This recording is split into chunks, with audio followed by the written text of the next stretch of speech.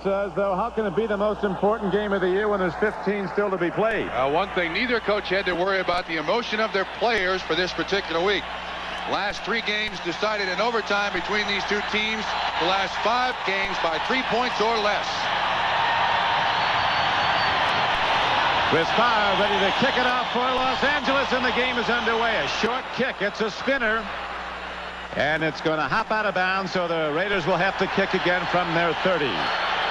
Boys starting up in earnest on the opening kickoff. Last season, the Raiders beat the Denver Broncos twice, as you may well know. And, of course, the Raiders went on to win the division with a 12-4 record, while the Denver Broncos finished second, a game behind at 11-5. But Dan Reeves and his team did not go to the playoffs, even with 11 wins. And I think both coaches worry. Opening game of the season, everybody's got butterflies the size of helicopters. Simple little thing like what Gene Lang just did there on that kickoff. He let it go out of bounds as opposed to trying to be a hero in the opening kickoff of the 1986 season. They made the right choice. And both Tom Flores and Dan Reeves in the early stages of this football game are looking for players making the right choice. See how the series stands dating back to the old American Football League. Opening day is a most important day since the league went to 16 games in 1978. The stats show that the team that wins on opening day has almost twice the chance of making the playoffs as the team that loses on opening day. Ooh, that's a good one. I didn't know that. That's how it breaks down. The other thing between these two teams since 1978, when they played twice in a season, either team is swept. So this seems to be very important for either team and both teams. Now Chris Barr ready to kick it off again. A high spinning kick again to the far side. This is the Gene Lang looking for the ball. They kicked it away from Vance Johnson, and Gene Lang brings it out across the 25, and he's going to fight his way close to the 30-yard line. The silver and black come a gang tackling, but the Broncos get a good return. And now John Elway, who's had a sensational summer, starting his 4th year, brings out the Bronco offense. Winder and Lang, the runners, neither a breakaway threat. Vance Johnson is the fastest Bronco, had a phenomenal game against the Rams in the final preseason game, catching 11 balls for 195 yards. Watson's the possession receiver. This offensive line isn't big, but it's underrated. They take good care of Elway. They gave up only 38 sacks last year, and the Broncos throw as much as anybody in the league. Elway, a fastball, man is wide open. Vance Johnson, he'll be down at the 49-yard line of Los Angeles. They're on the first play from scrimmage, and here's a late hit call against the Raiders. 21 yards on a catch. Mike Haynes into coverage, that typical Los Angeles Raider bump and run. There's Gene Tunney with a call, personal foul. You have no idea, if you're a Denver Bronco fan, how big a reception this is for Vance Johnson. Last year against Hayes and Haynes, the two gifted cornerbacks of the Raiders, they pretty much shut him down. A late hit by McElroy, an additional 15 yards. Bad choice by the Raiders. Excellent pattern run by Johnson. He told me, Trump, before the game, Vance Johnson, he said, I'll admit it, I was intimidated by Los Angeles and had 2 terrible games against them, but he starts big with a 21-yard reception, followed by personal foul, penalty yardage assessed against the Raiders. First down, Denver, 34-yard line of Los Angeles. Opening series of downs for the Denver Broncos. Lang looks for room to run. Here's a penalty marker down. Linesman threw a marker at the snap. This is going to continue throughout the week in the paper. In Denver and Los Angeles, Lester Hayes, personal foul against the Denver Broncos. Lester Hayes and Vance Johnson were really jawing at each other. Watch what happens at the line of scrimmage. And you see Watson on the outside, Johnson on the inside. Johnson goes for the chop block. Left in, 5 yards, still first down.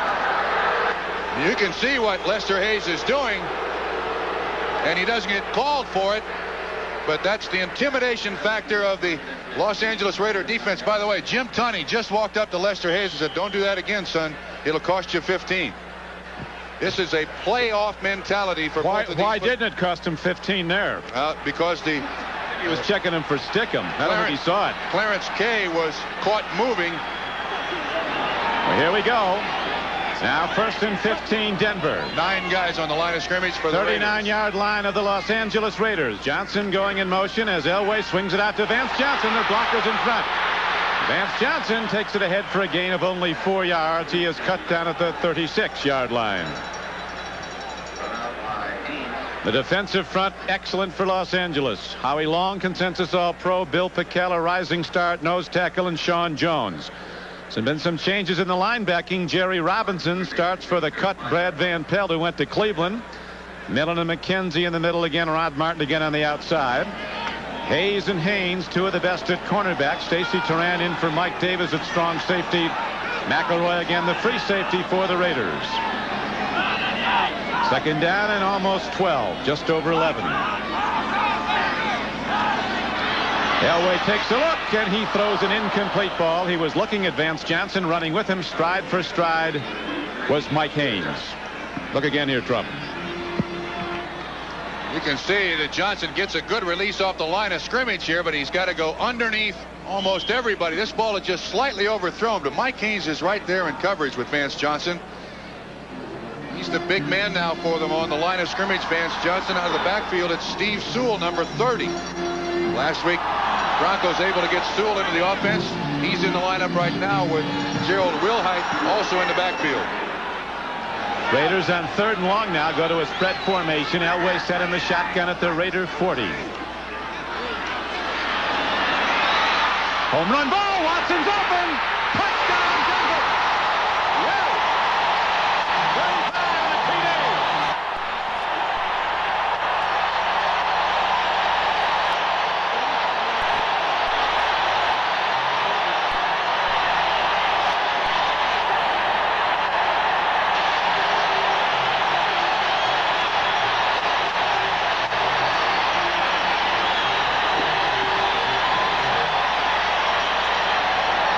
Several things. 1, Elway with great time, and 2, his athletic ability. Steve Sewell was a primary receiver on that pattern, and out and up, Elway finds Watson in the end zone. Now Carlos attempting the point after with Kubiak holding. It is on the way and good. And with 13:24 left to play in the 1st quarter, the Broncos score on their opening drive. The big bomb to Watson is the number that does it. Here it is. It's from the shotgun. Sewell is to John Elway's right, but Elway likes the matchup that he gets with Watson down here. Watson's not gotten a lot of business in the summer, but he beats, I can't pick up the number on the coverage, Mike Haynes. Mike Haynes so far not had a particularly good 1st quarter. Now, he told us just a few minutes ago, did not have much of a summer. He was only healthy, he thought, for 2 days of practice with a pulled hamstring. Didn't feel sharp. John Elway taking advantage of him. Good pass protection. Watch him step up. I think that's one of the big changes in John Elway. 2 years ago, he goes left or right. Got no chance to find Watson. Big catch, sure-handed receiver, and the Broncos break out on top. The 10-minute ticker, a new feature of NBC Sports. Every 10 minutes, 10 after, 20 after, and at the half hour, right on through the hour, we'll be updating all the scores from around the league, and that's how they stand today. Detroit was an upset winner over the Vikings at Minnesota, and Houston went into Green Bay as an underdog, and the Oilers maybe have it together after all those great drafts. They win big. San Francisco blowing out Tampa Bay in the 4th quarter. Atlanta has beaten New Orleans at the Superdome. That is an upset. Atlanta went in as an underdog in that game. We'll be updating all the scores in progress and completed every 10 minutes throughout every broadcast on NFL football on NBC Sports in '86. Now, Carlos kicks off for the Denver Broncos. High spinner, downfield to Napoleon McCallum, the rookie from the Naval Academy. And McCallum takes it out across to the 21-yard line. Ensign McCallum playing football in his spare time, and he hasn't got much of that. He just got married. He's a full-time Navy man, and he's also it's a tough year. Offsides, Denver. Will they kick it again? Apparently not. Probably will, won't they? I'd say Mr. McCallum has the all-time part-time job. I would think the Raiders would want the kick over since they only got it back to the 20. They can do that good by downing the ball in the end zone. Here's Jim Tunney, the referee. Offside on the kickoff. Number 59. 5 yards. Re-kick. I have a feeling these guys are going to be busy today. This is one game we'll be thankful there's striped shirts out there on that field. Very heated rivalry. 13-15 left to play in the first quarter. Here is McCallum, who set an NCAA record for all-purpose yardage. At the Naval Academy, averaged over 208 yards a game in all-purpose yardage, rushing, receiving, and returning kicks. He's big, 6'2", 218 pounds. A big strider. The Raiders didn't think they'd get him until after his 5-year naval commitment. I'm sure you've heard about that. The Navy said, we want you in uniform. He's a poster boy for him. There's no question about that. You can be all you want to be. Well, they said, Trump, that the Raider players were telling him it's like the crowd noise at an Army-Navy game when you come to Denver, except nobody cheers for Navy. Here's the big hit downfield. This time, Stephon Adams takes the ball. He's a sprinter across the 20. He's got more to the 25 and the 28-yard line. Coming down on special teams was Dennison to lead the way. Also Ken Bell, and here comes Mark Wilson, number 6, to lead the offense. Marcus Allen, coming off an MVP year in the NFL, led the league in rushing, first Raider ever to do that. Hester and Williams, great speed at the flanks. Christensen, one of the very best at tight end. As usual, a huge offensive line. Mosbar really coming on. The Raiders think he's all-pro quality.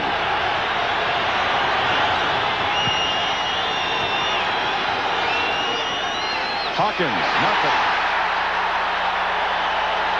Now, while we have a moment, with the Broncos up 7-0, let's go to NFL 86 and Bob Costas. Bob?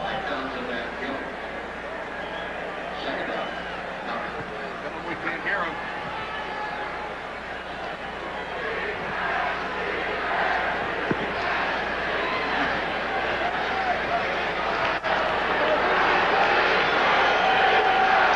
Right back here at Denver now. The Raiders are set to go. He's second down and 9. High back is Marcus Allen.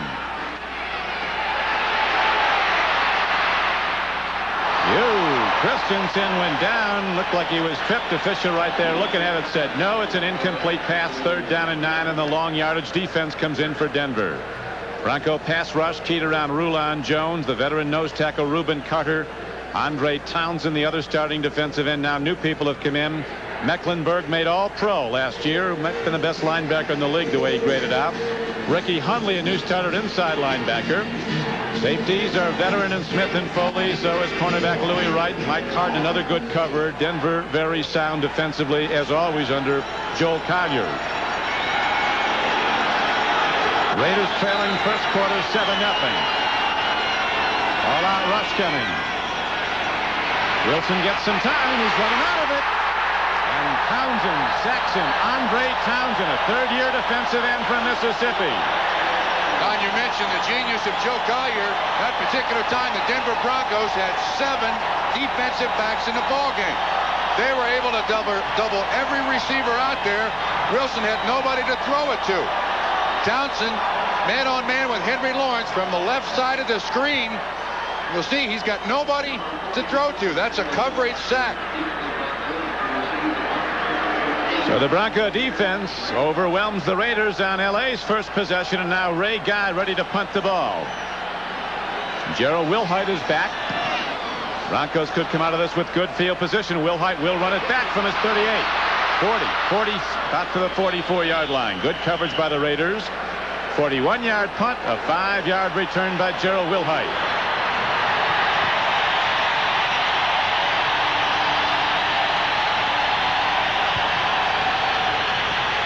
11:46 to play in the first quarter as Gerald Wilhite, a former #1 draft choice of Denver, comes off the field.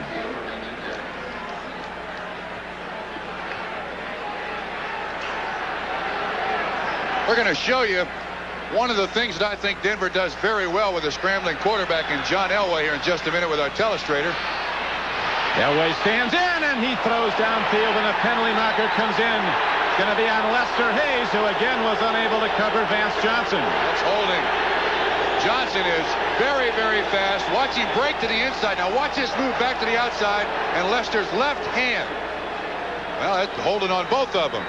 That's holding on both of them. They're going to call it on Vance Johnson, pulling himself away from Lester Hayes. Lester had a good preseason. Offense number 82. Oh-ho. So the call goes against the Orange, and it was indeed Vance Johnson holding. Lester Hayes took his weight down about 15 pounds in the offseason and had 3 preseason game interceptions. Good idea, but he just gets caught. That's a trick that wide receivers learn, but you've got to be a little more of an actor at it than that. 49ers won big at Tampa Bay 31-7 on opening day.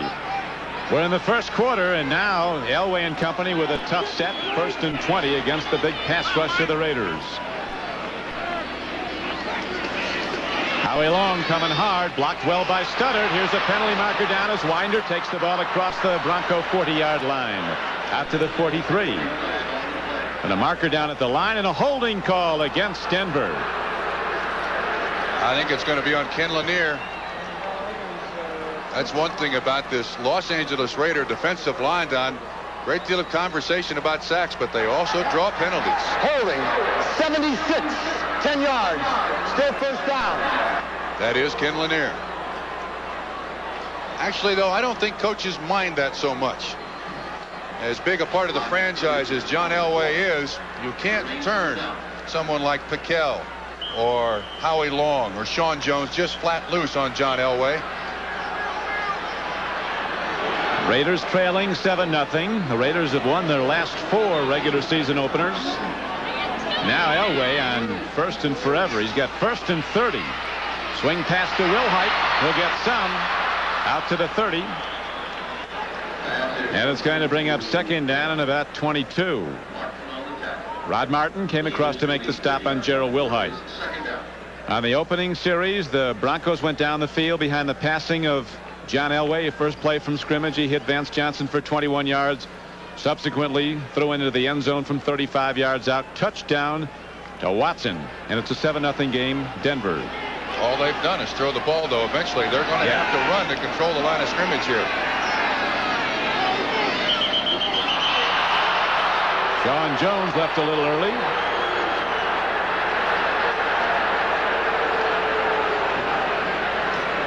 I told you those guys in the striped shirts they're going to be a godsend today. These guys don't like each other. There's no pretense about that. None whatsoever. Of course, it's a plus, too, that they know each other so well. False start. Number 63, 5 yards. That's Cooper. We might not be done here after 4 quarters of play. The last 3 meetings of Denver and the Raiders has gone to overtime.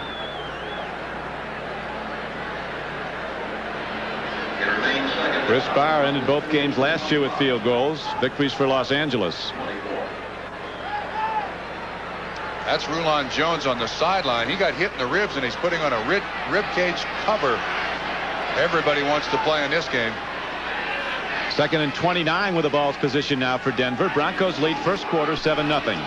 Pitch to Sewell. Again, good Raider defense. Linebacker Jeff Barnes, 56, came across and made the stop along with Sam Seal. Now let's take a look. The Cleveland Browns are closing things up at Soldier Field in Chicago. Time left, and they're very close to the world champion Bears. And finals in, we'll be updating all the scores every 10 minutes. The 10-minute ticker on NBC Sports. 10 minutes to play and the clock running in the first quarter here at Mile High Stadium in Denver. Watson, who caught the touchdown pass, now goes wide to the left. Vance Johnson's at the top of your screen in the slot to the left. Elway takes a look. Bang! John Elway hit hard. Sean Jones, Howie Long come thumping in along with Piquel, the nose tackle. Raiders, as they say, don't rush the quarterback, they attack him. The thing they like, too, is you got everybody singled up there on the offensive line. Watch 71 Piquel. A good move by Cooper, and through Bryan, he actually beats 2 guys and gets a good, solid hit on John Elway. That's one of the things that has always been a trademark of the Raiders. Attack the pocket, as you said. Now Napoleon McCallum is back at his 35. Jack Wheel, there's McCallum, ready to punt the ball for Denver. Free agent from Wyoming.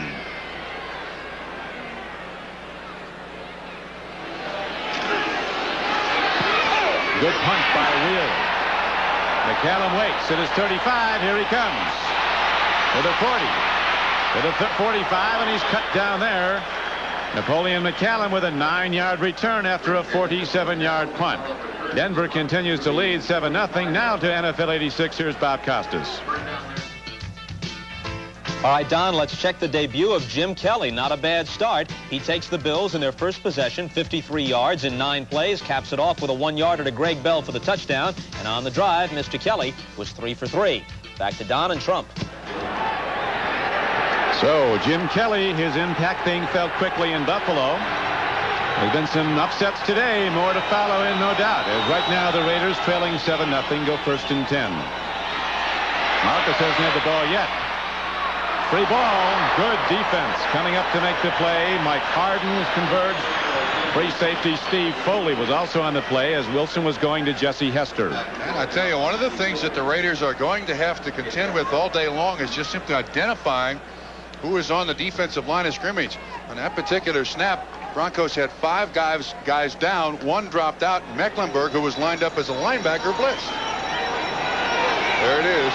They did 12 times last year, but the Raiders have not won a postseason game since after the '83 season. And that proud tradition is smarting from consecutive losses the past 2 years in the opening playoff game. Wilson throws. Hester can't hold it at the 47-yard line. One interesting aspect of the Raiders, Trump, is the veterans they cut. About 11 or 12 veterans either retired or were waived, and Raiders were pointing out that there's 125 years of experience that left the team. They've gone with a lot younger people. Al Davis said before the game, I don't know if we're ready yet this early to come into Denver, but we have to be. Those names, Cliff Branch, Lyle Alzado, Dave Dalby, all veterans, all leaders. There's a veteran too, Jim Plunkett, standing right behind Tom Flores. Wilson's not had much time so far in this first quarter. 1, 2, 3, 4. Another 7 defensive back set, Don. Wilson stands in, throws, and it looks completed to Hester. No, they ruled he did not have possession of the ball. And so the Raiders again go 3 downs and out on offense, and they'll have to punt the ball. They've given him a different look on every single snap. Now watch Wilson look around the field. He's looking to his right, to his left, across the middle. I got to throw underneath, he says. 49, Dennis Smith making the tackle, playing this game with a broken collarbone. I want him in my foxhole. I do. I really do. He actually does have a fractured bone in his shoulder. It's not the clavicle. It's up a smaller bone, but still it's a broken bone. He's playing with it. Ray Guy hits a long punt downfield. Will Height will take the ball at his 12. Free ball. I don't know. Raiders had it for a moment. Looked like Denver. The Raiders come up with the ball. So the first turnover goes to Los Angeles.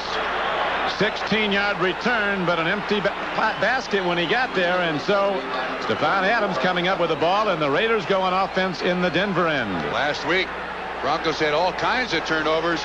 Last year, they had just 8 fumbles lost, which led the NFL. That was a pretty strong hit, but Stephon Adams underneath the pile, they're able to get his hands on it. And now Raiders with great field position here. Let's see if we see Marcus Allen here in this series.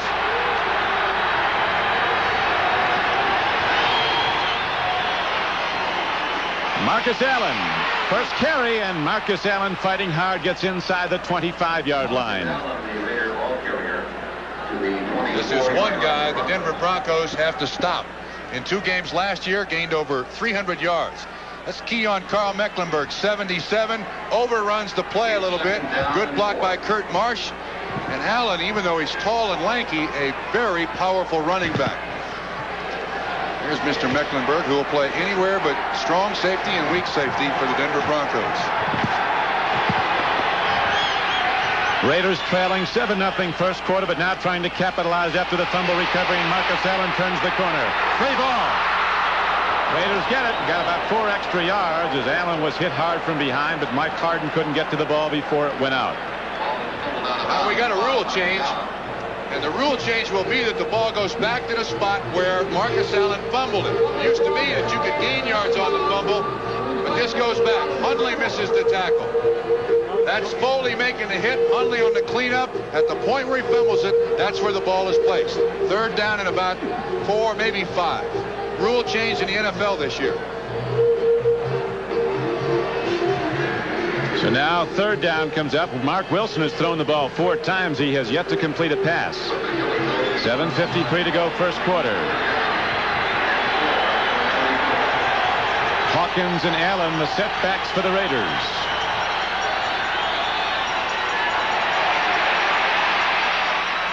Marcus Allen heading for the end zone. He's going in. 24 yards and a touchdown as the Raiders come back quickly. Get the fumble recovery and go in. Wilson's first completion for a touchdown. The coverage was by Mecklenburg, and as gifted an athlete as Carl Mecklenburg is, he can't keep up with Marcus Allen. He just can't. Allen ran a very simple pattern out of the offensive backfield. Just a circle route. Made a good move to the outside. Mecklenburg couldn't keep up. Hey, what a great athlete this kid is. He's now scored 59 career touchdowns in 58 career NFL games. Coming off an MVP season, the football writers voted him the player of the year as he rushed for almost 1,800 yards. We'll watch this from behind the defense. Allen will come from the left of the picture. There's Christensen, 46, clearing out. Look at the distance. Just an excellent move by Marcus Allen. And into the end zone. Allen, a much better conditioned athlete even than a season ago with his new off-season conditioning program. He's involved in the martial arts. Feels it's made him stronger, quicker, more flexible. Let's see if we can see the move. No, it's going to be to the right of the picture. You can't really see the move he puts on Mecklenburg. But when you run a 5-yard pattern and you got a 3-yard cushion, you know you laid a good move on the guy. So Wilson to Marcus Allen takes a lot of the enthusiasm out of sold-out Mile High Stadium, a stadium that incidentally is now beginning its 17th consecutive year of sellouts.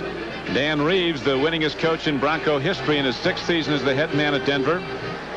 I asked him before the game how he felt about so many people picking Denver as the team that's going to represent the AFC in the Super Bowl.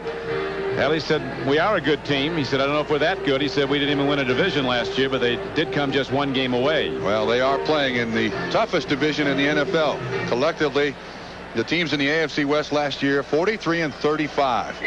And none of the teams in the AFC West this year have easy schedules. Now they've got to go and play a lot of NFC East teams. Elway is 5 of 6 throwing the ball for 71 yards and a touchdown. Gene Lang, they've ticked away from Vance Johnson, but Lang does nicely, and there's also a penalty marker down at the Raider end. Somebody might have been across the line early before the ball was hit. Trey Junkin is the man who came down to make the tackle, but in all probability, if it's against the Broncos or against the Raiders, Denver will take the ball where they got it. Sure. My philosophy is always make them run that 40 or 45 or 50-yard sprint again. Take your chances. Tire them out a little bit. Most teams now Offside on the kickoff. Number 94. Re-kick, 5 yards. Now the 10-minute ticker. A look at the scoreboard on opening day 1986. Your attention, please. John. It just ended. Chicago Bears beat the Cleveland Browns in an unusually high-scoring game for a strong defensive team. Both are really good defensively. Games in progress. The Jets have come back to tie up Buffalo. This game, of course, tied. San Diego out in front 10-0 over the Dolphins. New England with a 3-0 lead on the Colts. Kansas City out to a 7-0 advantage on the Bengals and the Steelers, and Seattle scoreless at the Kingdome. Well, as I was mentioning, you always make them kick the ball off again, mainly because you might find some guys who are starting on the defense who after 2 50-yard sprints, then you try to run a pattern against those guys. So if you can get them winded a little bit, because this is the visiting team up in this altitude, I don't think physically it makes much difference, but psychologically it might. It's a slight advantage, but in a game where 2 teams are so close, it might make the difference. Couple of the big winners here. Denver with 24 wins the last 2 seasons. They were 13-3 2 years ago, then 11-5, and the Raiders, of course, are coming in as defending AFC West champions. Hard hit ball by Chris Barr. Held down the ball in the end zone, and the Broncos will now start from their 20 in this tie game 7-7 with 7:15 to play in the first quarter.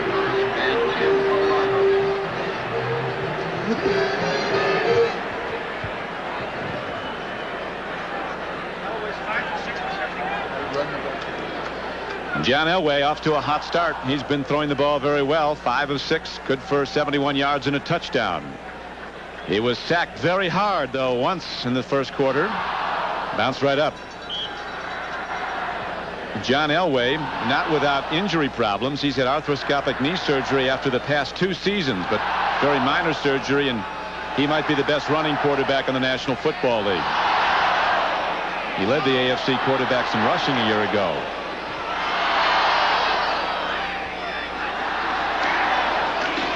This is the first run of the game for the Denver Broncos. They've been all passes, and Gerald Wilhite takes it out to the 26-yard line. He got 6. Matt Millen and Van McElroy knocked him down. You'll see the Denver Broncos do an awful lot of changing of personnel offensively. It seems that when Sewell and with Wilhite come into the ball game. We'd like to welcome all of you who've been watching the Chicago Bears and the Cleveland Browns in that high-scoring game at Soldier Field. This is Don Criqui with Bob Trumpy at Mile High Stadium in Denver. Well, the Broncos scored first in a 35-yard touchdown pass by Elway, but the Raiders came right back. Marcus Allen on the receiving end of a touchdown throw. It's a 7-7 game in the first quarter. Elway throwing long for Wilhite. Intercepted by Mark Haynes. So Mike Haynes, the guy who's been to the Pro Bowl 8 of his 10 years, now he really was out of bounds, did not have possession of the ball. Oh, that's a chancy play to take. This early in the ball game, you throw it back across the field. Wilhite was open, but Haynes was not fooled. Same roll right. It's to Wilhite all the way. That's one of the few times I think I've ever seen the Los Angeles Raiders in something other than man-to-man. And that's right. Ball bobbled. Second foot did not come down. Long incompletion. 3rd and about 3. So Elway sets in the shotgun. Watson and Vance Johnson are to the left, to the top of your screen. Wilhite coming out of the backfield, can't hold on, and now Howie Long takes a swing at an offensive line for the Broncos. Long can not only he never stopped. He can not only beat him with the pass rush, but he can turn the phrase on him too. Billy Bryan's been in the middle of some stuff. A very strong center for the Denver Broncos. Now the Raider defense slows the Denver passing game, and Napoleon McCallum is back again to return the punt. Standing at his 32. There's Jack Wheel ready to punt the ball for Denver.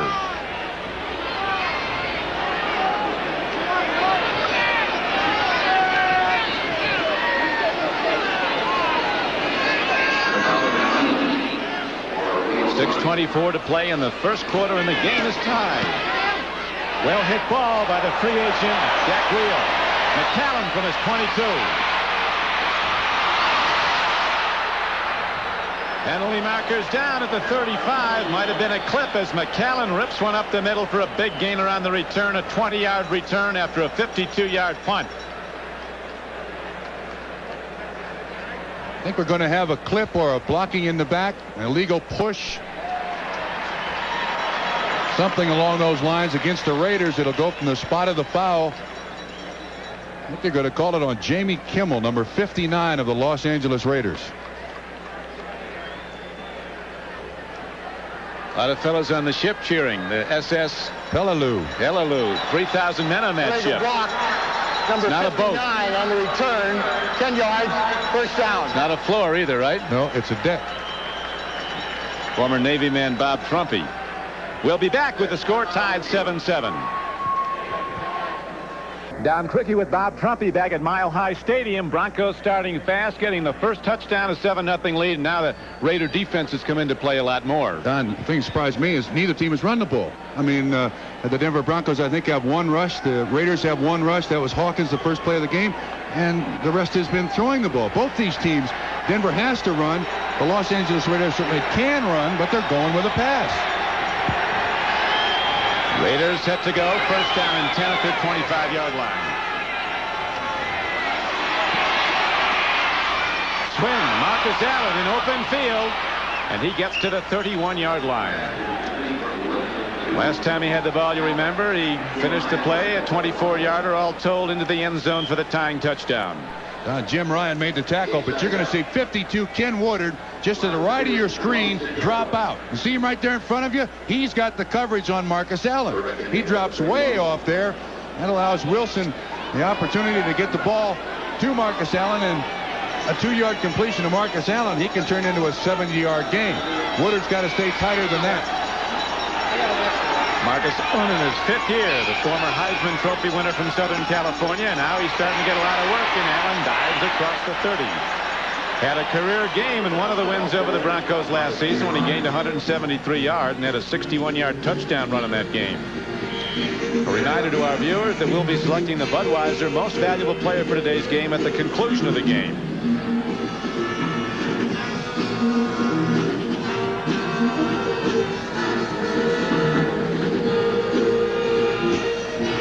.4:59 to play. Clock running first quarter. Denver 7. Los Angeles Raiders 7. Don Mosbar in for the now retired Dave Dalby at center. A huge end-to-end offensive line of the Los Angeles Raiders, and now there's a timeout called for, so we'll be back after Mark Wilson gets some counsel. The rest of the scoreboard will be updating all the scores every 10 minutes on NBC Sports. Right now, with the Raiders and the Broncos tied at 7-7, here's a third down throw by Wilson. Man is open. Dokie Williams, the sprinter from UCLA. They get him before he goes the distance, but Dokie Williams has the Raiders down close again. 54 yards, a straight fly. He just beat the corner. Don, we'll watch on the telestrator what happens here. Let's identify some people. You got Williams coming in motion. Look at the defensive backs that you can see. 1, 2, 3, and it's a total zone. What happens is Williams comes in here in motion and then back outside, and he gets lost in the shuffle. He's wide open for Mark Wilson to find him down the field. Watch what happens. Here's C. Williams. Now he goes back outside. He's lost. It looks like Dennis Smith got scraped off. He had the coverage. Big play, Los Angeles Raiders. So the Raiders with a 54-yard gainer. Now down as Mark Wilson has to get it away. He does, and it's caught by Christensen, and he's in. And the Raiders take the lead 13-7. Todd Christensen, the all-pro tight end who has caught 80 or more passes the last 3 years, makes his first reception of 86, a big one. And the Raiders down at the outset 7-0 now look for a 14-7 lead. The extra point coming up. Does a great job from behind the offense. There's Rick Hundley, 98, trying to reach for it. Christensen grabs that ball. That's a good hard hit by Louis Wright, but Christensen able to get in the end zone. Big play again by the Raiders. That's 2 big plays in a row, and they're on the board. Here's Chris Barr out now to try the point after for Los Angeles. It's on the way and good. And so with 4:29 to go in the first quarter, the proud Raiders come back quickly after trailing 7-0. They have a 14-7 lead. Raider kickoff in a moment. 123 pounds did Todd Christensen to break the final crust as Wilson pleased at the start. And well, he should be after the Raiders fell behind 7-0. Now Barr will kick off. They've been kicking it away from the sprinter, Vance Johnson. Now they're kicking it back to the near side. They switched return men, and again it goes to Gene Langno because Barr looked at him and right to him. There's a big league stick by Strahan, the running back from Boston College, down on special teams to stuff Gene Lang, and a penalty marker down.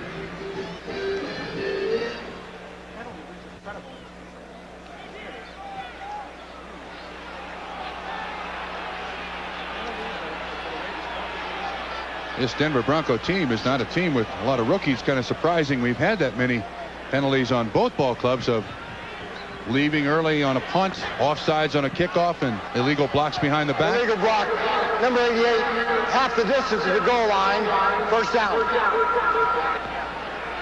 It's interesting, when the Denver Broncos have beaten the Raiders, they've had some success running the ball.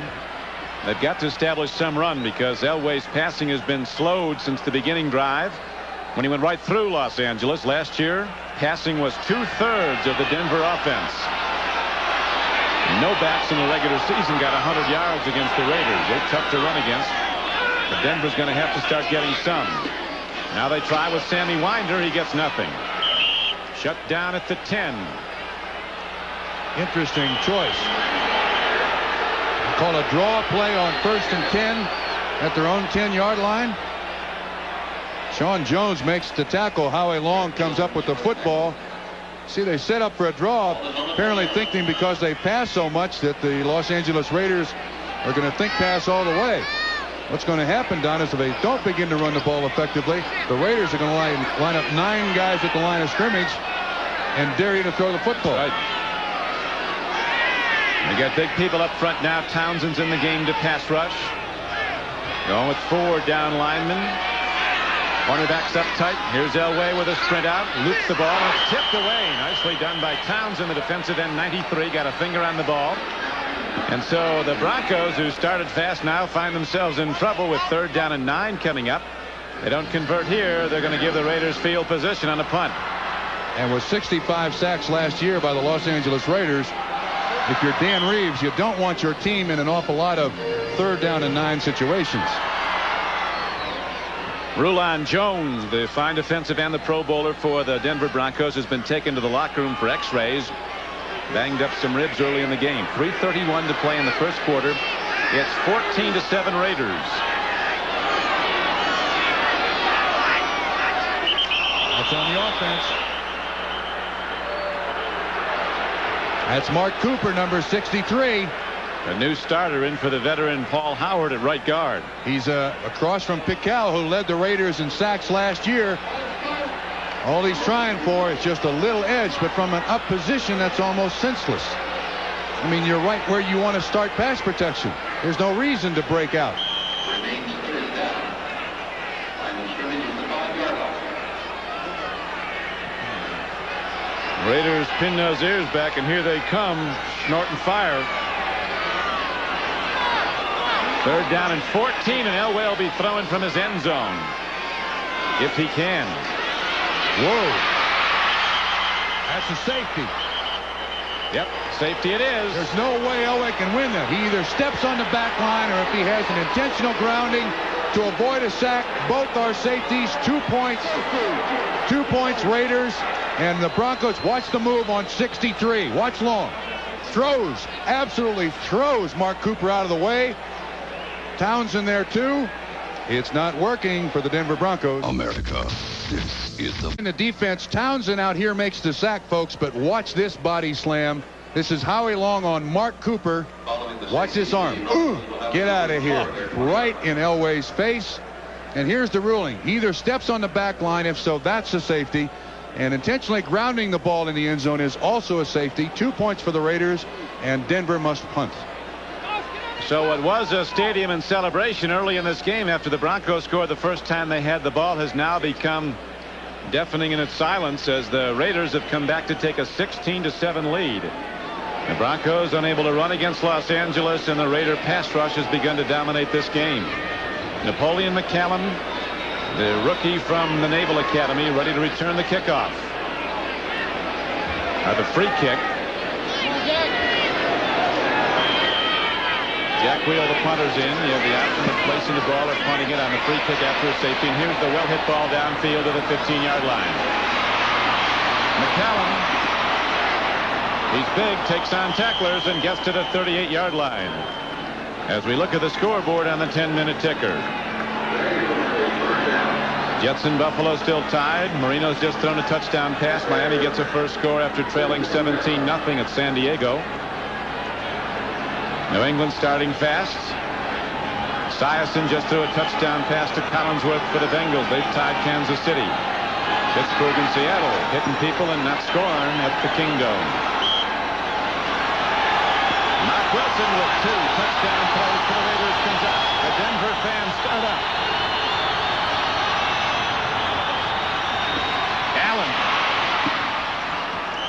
Marcus Allen runs ahead for 6 yards. He gets out to the 43-yard line.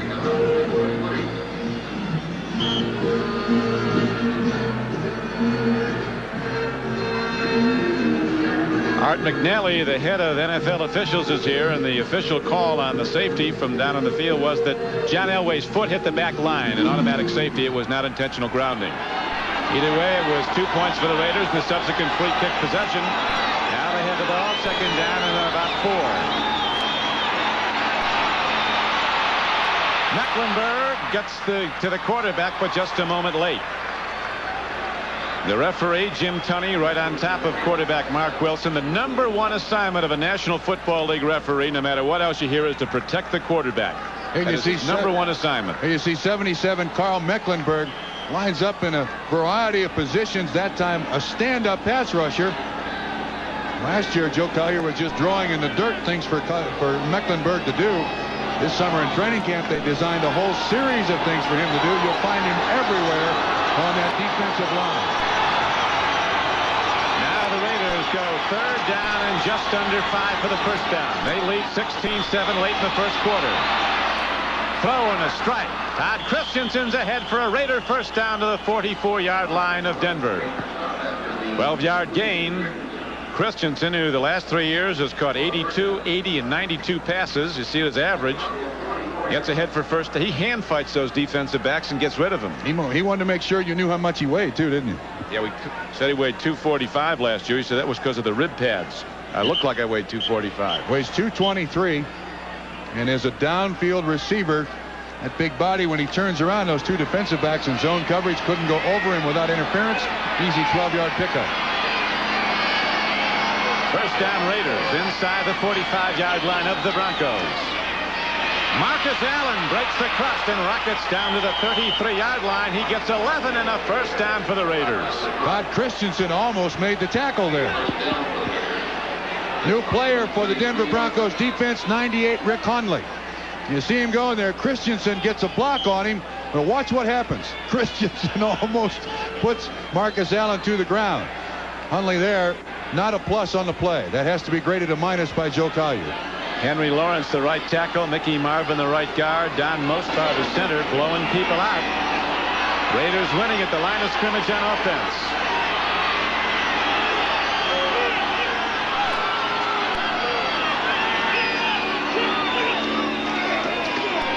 Allen.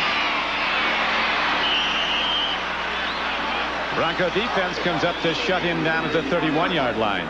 Don, you notice that the Los Angeles Raiders, when they run behind Marvin and Lawrence to the right, and they're running at Carter, 68, 75 Rulon Jones, and 98 Rick Hundley. I don't blame them for running behind Marvin and Lawrence. I'm kind of surprised that Rulon Jones and Hundley have not done a better job stopping the run. Tied with Peyton, 9 straight regular season games, 100 or more yards. He's going for a 10th today. Big rush, long ball. Good coverage by the Denver Broncos. Louis Wright, 5 times a Pro Bowler, trying to cover and doing it well against Dokie Williams. Walking the dog, they call it. Step for step by Witham. Denver that time with the blitz.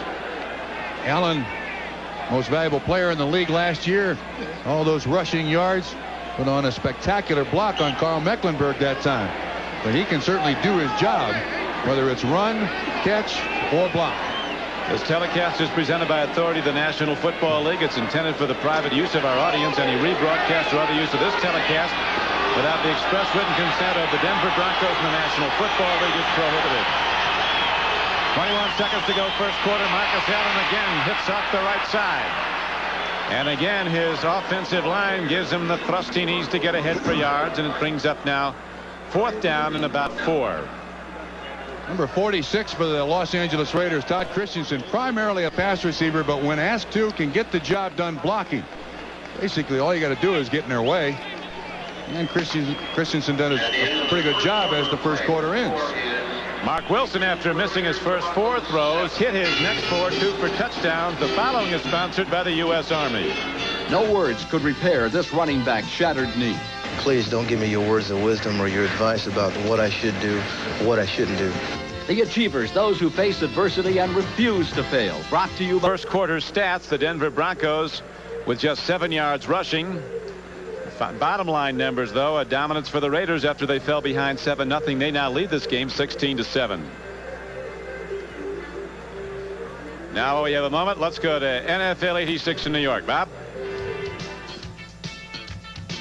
Don, San Diego jumped in front of Miami 17-0 at the end of 1 in San Diego. Then Dan Marino got it going. He fires this one 22 yards to Mark Clayton for the touchdown. So the Dolphins are back in business. They trail by 10 in the second. Thank you, Bob. As right now we have a 16-7 count on the board at the outset of the second quarter here at the Mile High Stadium in Denver, Colorado. 121 consecutive sellouts. Chris Barr ready to kick the ball, find the long field goal. It'll be a 43-yarder. Did not have good success long range last season, but he wins a lot of games when it comes down to the final kick. This time he drills it, puts the hook on it just right. Just like the Raiders like it, and they extend their lead to 19-7. We'll be back with the Los Angeles kickoff after this. Big boys from Los Angeles have been getting it done. They have scored on their last 3 possessions plus a safety. The Raiders leading 19-7. As we look at the 10-minute ticker, Jets and Buffalo still tied. San Diego continues to hold to a 10-point lead on Miami. New England now the 10-3 lead over Indianapolis. Colts get a field goal. And the other 2 scores have not changed since our last ticker look. Right now, Chris Barr hits a high spinning kickoff downfield. And here comes Vance Johnson. He finally gets a kickoff. The super fast Denver Bronco crosses the 20. Dives out to the 22-yard line. Running back at University of Arizona, drafted in the 2nd round a season ago. On last replay we showed was Mark Cooper being manhandled by Howie Long. Now Paul Howard, number 60, is in at right guard for the Denver Broncos.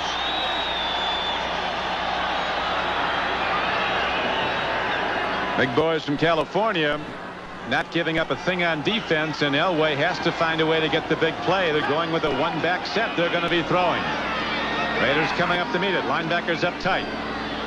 Elway gets time, swings it out to Sammy Winder. Loses Mike Haynes for the moment, and Winder gets ahead for maybe 7 yards. I don't know if you can just drop back every time and beat the Raiders when you're this far behind. I don't believe you can. Well, let's watch the protection. Paul Howard, the veteran on that offensive line. He does a good job handling Howie Long. I have a feeling he's going to be in there for the rest of the day. His uniform is going to get dirty. Raider defensive front 3. Longs from Villanova. They dropped football recently, picked it up again. Pickell's from Rutgers. Jones is from Northeastern. Not big name football schools, but super big name players. Here's a long ball downfield. A man goes down going for the ball. Going for the ball was the tight end Clarence Kay, but there's no penalty marker down. Stacy Turan was the man in coverage. They got their feet tangled up. In case you're wondering if the replay official will handle that, the answer is no. They'll have nothing to do with it. There's nothing called by the officials. The replay official will not get involved. And of course, if both players are looking back at the quarterback, that's that rule change from last year. You do have a lot more what they refer to in the NFL as incidental contact. There it is.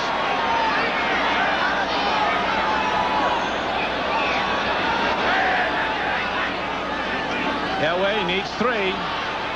Lead swing, well thrown ball to Wilhite. He's got the first down and 20 more as he crosses midfield and gets to the 49-yard line of Los Angeles. 21-yard gain, a big block by center Billy Bryan.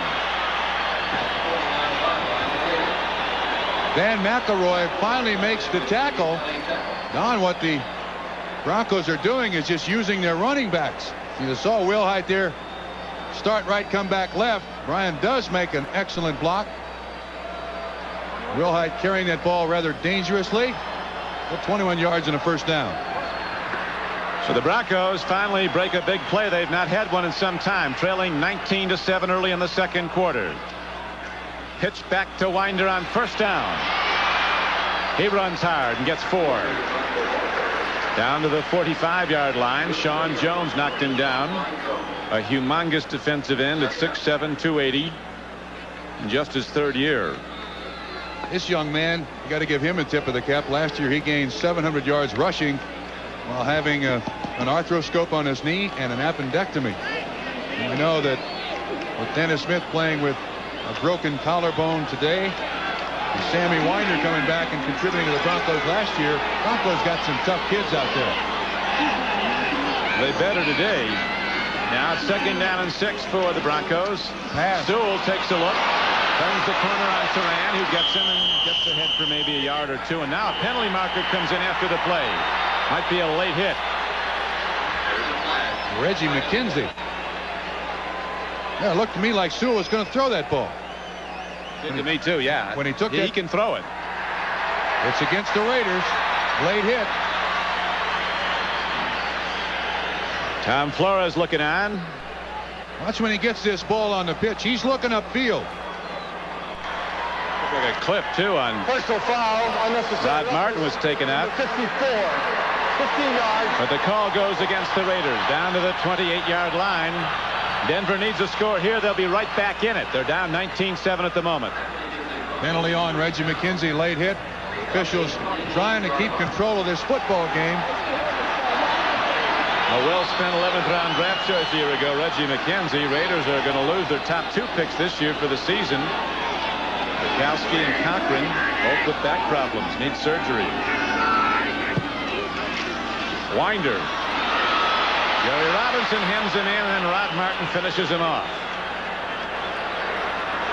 Veteran from UCLA, Jerry Robinson coming from the left outside, Rod Martin from Southern California from the right outside, and they close him down for a loss. Along with that stat, something you said earlier, Don, the Raiders did not allow any running back to gain 100 yards rushing last year. That's a heck of an accomplishment. Greg James regular season. That's a heck of an accomplishment.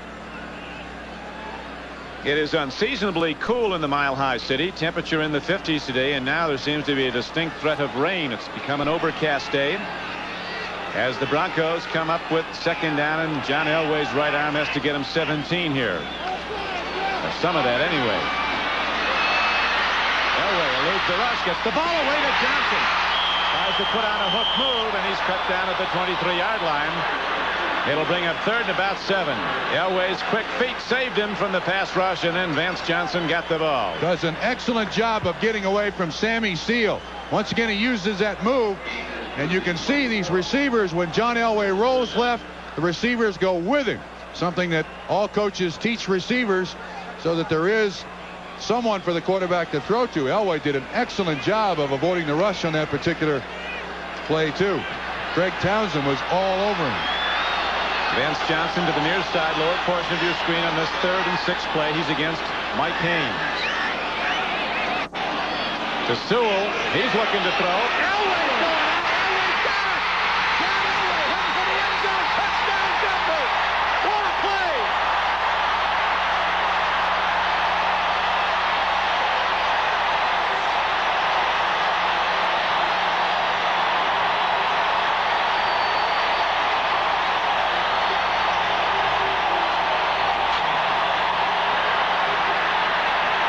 We'll see that again and again. He's thrown a lot. This is the first time he's ever caught one in the NFL. I think so. Not particularly well thrown by Sewell. Don, the point to make is, though, it's 6 points, but that's a trick play. You only got about 4 of those a game in the book. You can't come with many more. Worked just like they drew it up, and here is the extra point by Carlos, and the Broncos are back in the game. It's 19-14 with 11:57 to play in the first half. That's happening at Denver, and we'll be back.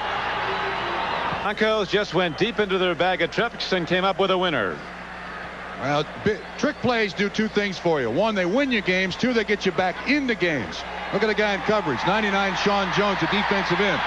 But you got to establish something. That's the last page of the playbook.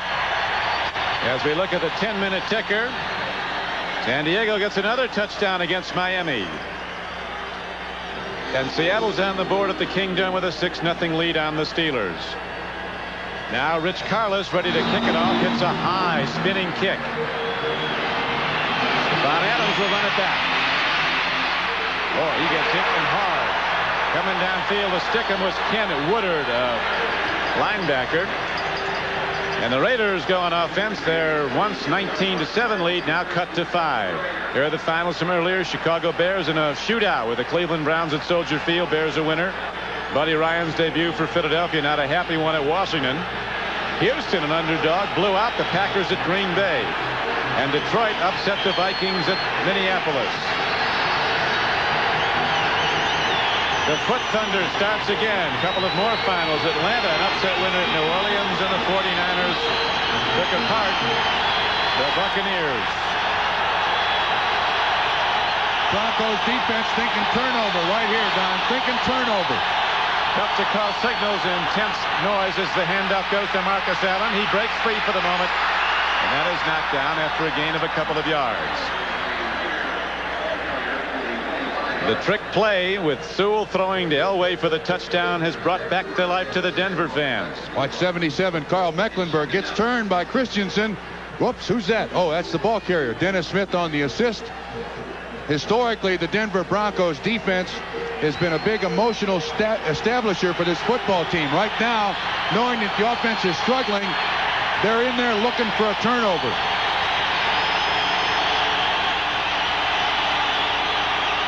Blitz, they pick it up.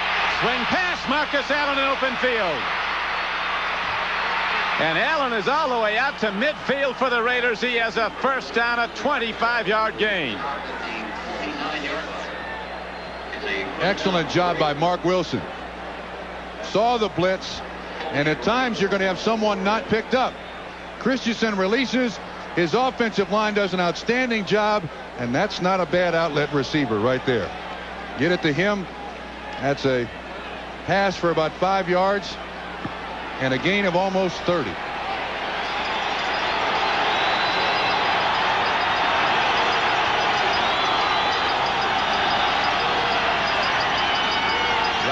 The rookie's in motion as Hawkins gets the carry, and he hits hard into the right side of the Denver defense and gets close to the Bronco 47-yard line. Our producer today for NBC Sports is George Finkel. Our director, Richard Klein. Executive producer of NBC Sports, Michael Weissman, as we're down to 10 minutes to play in the first half. The Raiders scored first on a 35-yard touchdown throw, Elway to Watson. Then the Raiders came storming back. 2 touchdown passes by Mark Wilson. A safety, and Elway stepped on the back of the end zone. It was 19-7 Los Angeles. Now it's 19-14. A throw and almost nearly an interception. But Mike Harden can't go on. They were going to the rookie, Rod Barksdale, who never played high school or never played college football. He was a track All-American at Arizona, wrote a letter to the Raiders, made the team after a very fine showing in the preseason. In that letter, he mentioned his times in the 40. He was a track teammate of Vance Johnson of the Denver Broncos, and his times were, they sounded like they were all downhill. Under 4.4. He can catch it also. They're going to be going to him deep before long. Rod Barksdale at the top of your screen. They'll be looking at him long before long. Wilson takes a look. He throws, and the ball is caught by Christensen down to the 32-yard line of the Broncos. Now Christensen coming underneath the coverage as Barksdale went deep, and so did Dokie Williams. 15-yard reception. Watch him fight his way through all this traffic. Barksdale is clearing out. Harden, the man in coverage. Excellent adjustment to the ball. Thrown behind Christensen. He and Mark Wilson been throwing and catching for a lot of years. Teammates at BYU. So now the Raiders, after they gave up the touchdown to Denver, coming right back down the field, and they're throwing the ball very well. Mark Wilson pulling the trigger today for Los Angeles as he goes to Marcus Allen, who gets to the 28. First down carry, netted about 2 or 3. Game clock winding down to 8:50 to go in the first half. At halftime, we'll be going to NFL 86 in New York for a complete recap of the scores and the highlights of this opening day. Day with a considerable amount of upsets so far. You watch Marcus Allen run the football. He has that ability that all great running backs do. You don't know how they do it. That time Simon Fletcher, 73, had a clear shot at Allen, hit him, didn't phase him, just kept right on running.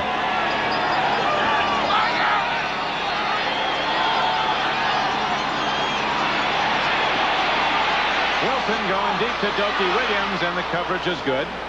Louis Wright, 5 times an All-Pro player at cornerback, running stride for stride with Dokie Williams. So now 3rd down and 8 arises for the Raiders at the 28-yard line of Denver. It's a 19-14 game Los Angeles, 8:18 to play in the first half.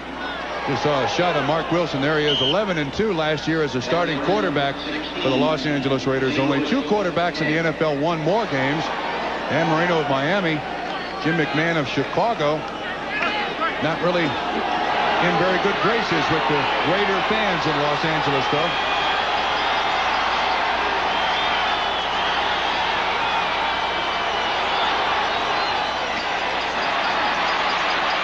Wilson doesn't like it, but he takes off. Louis Wright came up and got him on the slide, and now with the advance down to the 24-yard line, it brings up 4th down and about 4. Chris Barr, the field goal unit, comes out for Los Angeles. Broncos 25-yard line.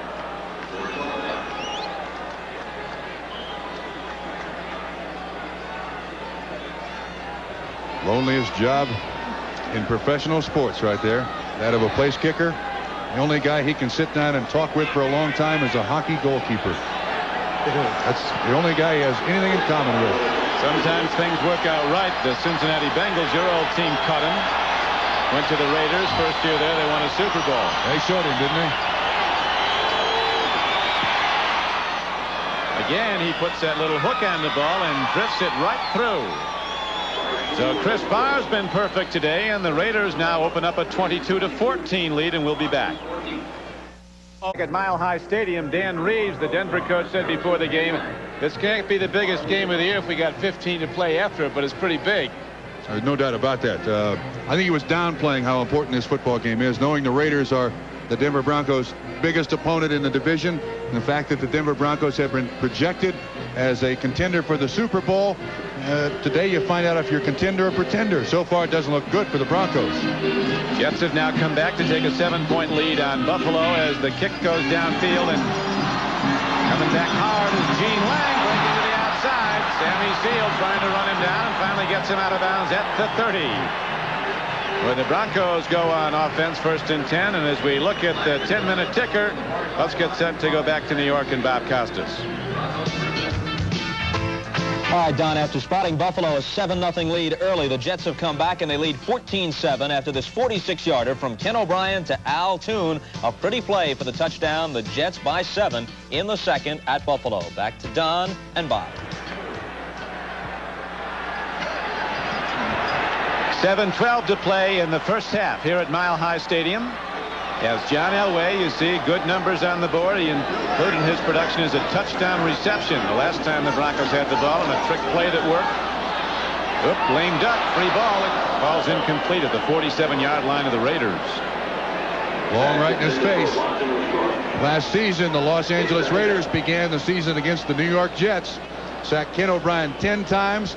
The coaches of the New York Jets thought that Raider defensive line hit O'Brien probably 30 times all day long. That's what the Broncos are going to get unless they can establish some running game to keep the defensive line of the Raiders honest.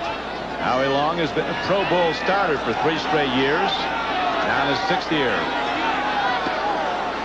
He's the best, and he's coming hard again as penalty markers go down. They're going to get the Broncos on a holding call as Vance Johnson got the ball out to the 39-yard line and paid for it. Mike Haynes hit him hard as Vance Johnson slow to get up. He's grabbing his knee, too.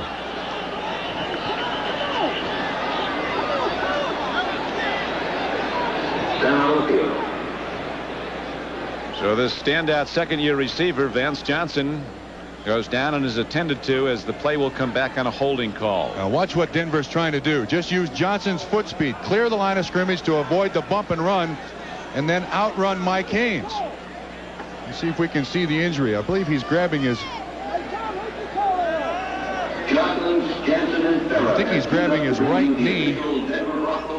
I don't think that's a serious injury. Luckily for the Denver Broncos, You're used to the hands. You can make a heck of a diagnosis from 300 yards away. well, I'll tell you what. No, you've been there a lot of times. Yeah, you have a lot of trainers leaning over you. You can tell by how things turn and how guys grab things as to whether they're serious, minor. I'll be back. Let's see the way he walks. Dan Reeves with a protest to Jim Tunney. Now that doesn't look too good, although he's putting weight on it. Vance Johnson coming off. They say you know it's really serious when one of the guys looking at him has a tie on. Or the other team motions for your team doctor. Let's see if we can pick up what happened here. Your diagnosis was right. Vance Johnson's coming right up. I don't think that's serious. I think he kind of got his leg hyperextended slightly, but I think we'll be back. He'll be back quickly. Major League Baseball, the regular season coming down the stretch. The Red Sox now leading by a commanding margin in the American League East. Go against the Yankees next Saturday afternoon, or it's the Reds against the Dodgers. NBC's Major League Baseball Game of the Week next Saturday. Clint Sampson is now in at wide receiver. He'll be going deep on a 2nd and 20. Hard throw. Mark Jackson, a rookie from Purdue, coming over the middle, gets the ball and gets out to the 32-yard line, where it'll bring up 3rd down and about 10. Here comes Johnson back in the ball game. Jackson knows how to catch it. Caught a lot of passes from Jim Everett at Purdue. He comes out. Vance Johnson stays in the ball game. And a lot of speculation that the Houston Oilers, who've not signed Jim Everett, who is one of the high draft picks this year, might trade him to one of the Los Angeles teams. The Raiders said they've called, but we're not interested. Rams are supposedly having some conversations. Here's Elway sprinting out and gets the ball away spectacularly to Vance Johnson. Open field move and a fine tackle by Seal saved a lot of yardage, but on 3rd and long, 3rd and 10, the Broncos get a 1st down, but again, Vance Johnson is slow to get up. That's the same leg. Watch what happens here. He's running a pattern, looks fine. It's his right leg, Stacy Turan there. And then once again, the ability of John Elway to scramble. He throws it back across the field, makes the catch. Now watch his right leg. It looks like it just goes out from underneath him when he tries to make a move on it. Now this looks a little more serious. When your leg starts giving it away, then you're looking for the bench for a while.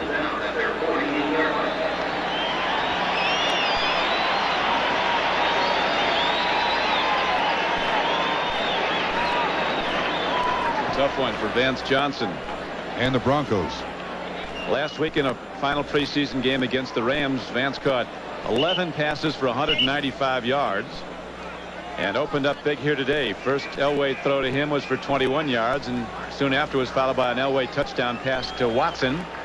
But since then, the Raiders have come back strong, and right now they lead 22-14 with 5 minutes and 40 seconds to play. First half.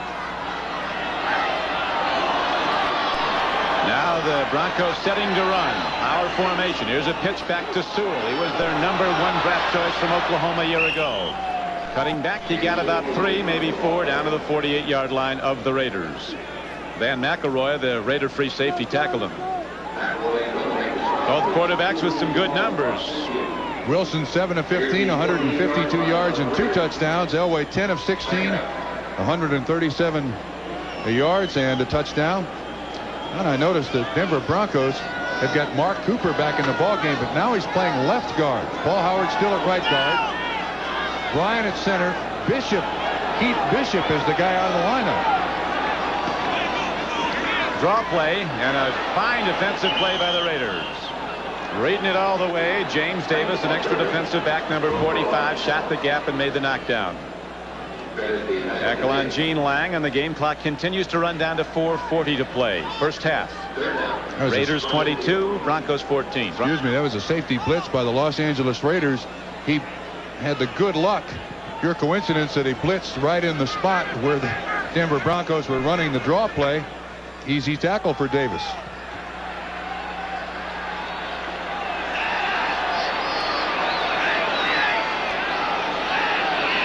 Elway needs 8 on this 3rd down throw. Here comes the blitz, and all out rush, an open man. Sewell's wide open, puts a move on McElroy and gets down to the 33-yard line. He has a Bronco 1st down and a 17-yard gain. Blown coverage. They never covered Sewell. Tell you what, though, that's a great tackle by McElroy. If he doesn't make the tackle, it's 6 points. You see Turan. You see everybody coming up there. Piquel is untouched. Sewell, the hot receiver. McElroy makes a great tackle. I mean, somebody did blow the coverage, but boy, that is a touchdown-saving tackle by Van McElroy.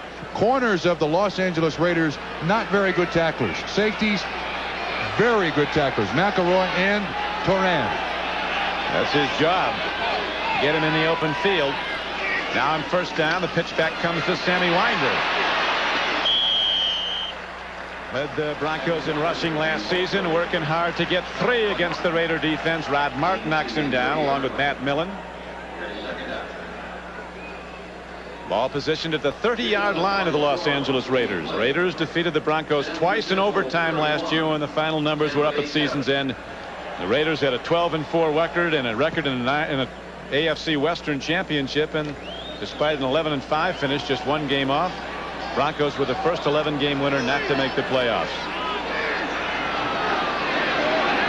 We'll be checking the scoreboard after this play. Gene Lang almost had open field. He works hard and looks like he has a first down for Denver, as the Broncos start to run the ball with some success as the game wears on. Now the scoreboard. San Diego and Miami putting up points down the coast of San Diego. 26-14 now. Chargers in the lead. New England continues to hold a 7-point lead.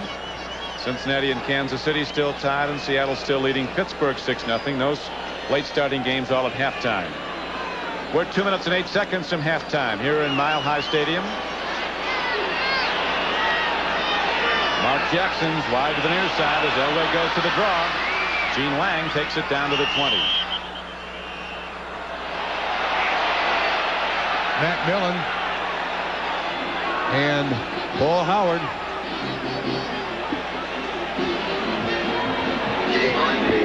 We're down now to the 2-minute warning. Trump, the Broncos today have 4 illegal use of hands calls. That defensive line makes you do a lot of things. Back after this. Tom Flores, a rather remarkable statistic, a record giving high praise to Flores' talents as a coach. Only Shula has won more games over the past 7 seasons than Tom Flores, who's beginning his 8th year as head coach of the Raiders. In his 2nd year as head coach of the Raiders, they won the Super Bowl. Very low-key coach. Kind of let the players do what they want. Just get them to the plane to travel to Denver. Make sure they show up at game time on time. Pretty much leaves the direction of the team in the hands of the veterans, and they know how to take care of themselves. Elway and the Broncos with 1:57 to go in the first half. Throw and a completion to Gene Lang, and a good defensive play. Stacy Turan, the strong safety, comes up to make the stop. Greg Townsend was putting a rush on John Elway. Brings up 3rd down now for Denver as the sun is broken through. Now, Don, so far the Raiders have done an outstanding job of rushing their defensive ends wide to keep John Elway from rolling out and just scrambling through the defense like he generally does against most teams. There's no doubt in anybody's mind that the defensive people of the Raiders reminded those defensive ends, get outside and upfield. Keep Elway in there.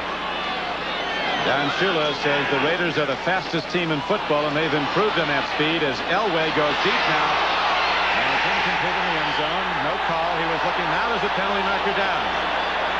Penalty marker goes down late in the end zone. Turan was covering.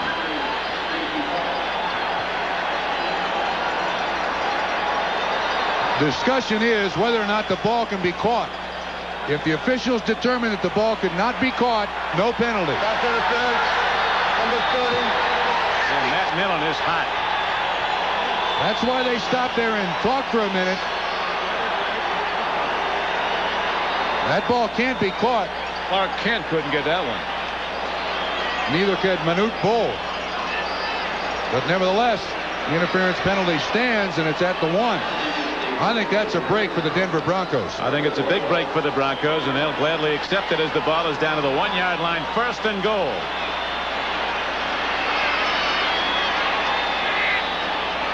It'll be tough to go to overtime today because of that safety.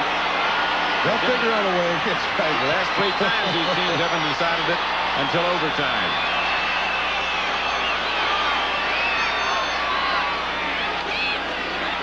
Over the top. Touchdown Raiders. I thought Elway might take it himself, so he just scored by passing, running, and receiving.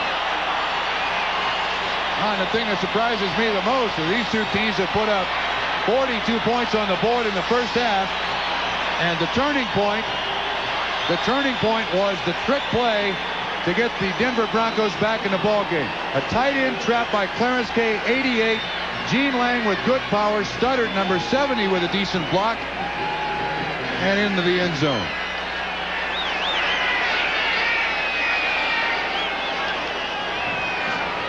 So the Raiders on the questionable interference call in the end zone. See the Broncos go 1st and goal from the 1, and Gene Lang is in the end zone quickly. So now Carlos is on the field. Buying the point after, which will bring Denver back to within 1. It's a 22-21 game. It's good. Giving up the touchdown run from a yard out after the penalty call against them, ready to return the kickoff from Denver. 1:07 left to go in the first half. Raiders 22, Broncos 21. That's an excellent drive. 6-17. A lot of different things. A couple of penalties helped, especially the pass interference. At the end of the first quarter, the Raiders had a 19-7 lead. Stephon Adams running the ball back for Los Angeles is thrown back on good special teams play by Denver. Mike Harden was down, number 31, first man to hit him, along with Ken Bell, 35. Look at 98 there of the Denver Broncos. Rick Hundley, I think you're beginning to see a little fatigue. He's not only starting and playing most defensive plays and calling the defensive signals, but he's on the kickoff coverage. And of course, with that big battle with Steve Busick, who was traded to the Los Angeles Rams. There's Paul Howard taking over on the offensive line. Keith Bishop is now the man out. Mark Cooper has moved to the other side. 1 minute to go in the first half. Nobody plays beat the clock like the Raiders. Let's see what they do in this final minute as they get the ball out to the 30-yard line. First down carry, good for 10. 4 new downs. Clock ticking, though, down as you see. 45 seconds. That's the wrong clock imposed right there. Our clock stopped, but the official clock was still running. We're down to 35. Our unofficial clock just jammed for the moment there. The game clock is down to 30 seconds to play. And running. Broncos with 6 defensive backs, Don. Hawkins. Now the Raiders call a timeout with 18 seconds to play in the first half. So we'll be back right after this. At Mile High Stadium, Hawkins just ran the ball for the Raiders. Got ahead for a first down, but there's only 10 seconds to play now in the first half. Raiders holding to a 22-21 lead. Denver can't look forward to this. Walk off. They're not going to put it in play. Don, Denver can't look forward to this third quarter in 1985. Yep. Miserable third quarter. They were outscored 103-39 in the third quarters in the 85 season. It cost them dearly. Rarely scored a point late in the season in the third quarter. So the Denver Broncos with Coach Dan Reeves head to the locker room, and the Raiders and Coach Flores go back in for the halftime council session with a 22-21 score on the board. The Raiders holding to a 1-point lead after they trailed 7-0, then came back to lead 19-7 over the Broncos. We'll be going to New York for NFL 86 very shortly, as it has turned now into a very lovely day in Denver, Colorado. The threat of rain seems to be gone, although the lights around the sun has broken through. It really did was offset the Raider pass rush when they did run successfully late in the second quarter. Got most of those yards, and that opened it up for Elway, who is really a consummate quarterback now. Used to be he'd glare down the one receiver he was going to. Now he checks out everybody on the field. Going to be interesting to see what the loss or the availability of Vance Johnson is for the Denver Broncos in the second half. He went off second quarter with a bad knee. Pretty impressive statistics for the Los Angeles Raiders. Last year in both games that these two teams played, the Los Angeles Raiders trailed at halftime.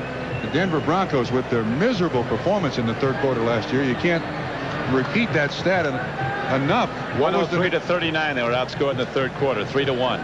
So I think just to change the tune of things, Dan Reeves has got to go with game plan A in this third quarter. Try to get points on the scoreboard just to forget last year's third quarter performance. Well, I asked Dan before the game what went wrong in the 2 losses to the Raiders last year, and he said the third quarter.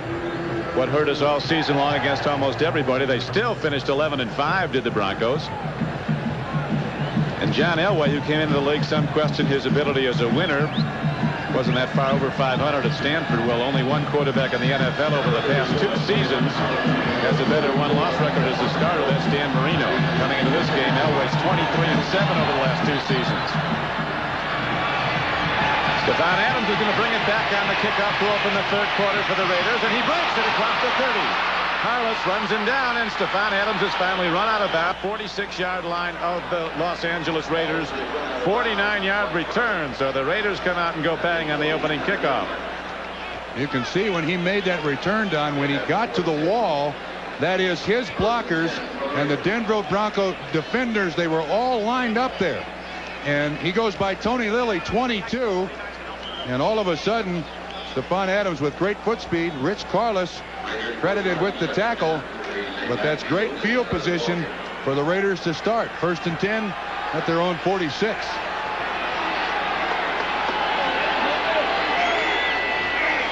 Hand off to Marcus Allen with that change of pace move, then the acceleration. He gets to the 50-yard line. A gain of 4 yards on the play for Marcus Allen, who gained 45 yards a carry, or 45 yards total in the first half, 4.5 a carry. Watch Ricky Hundley take on Frank Hawkins, stands him up, makes the tackle.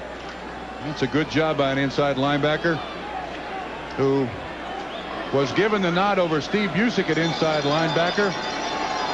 He also calls the defensive signals for the Broncos. 2nd down. Wilson and the Raiders need 6.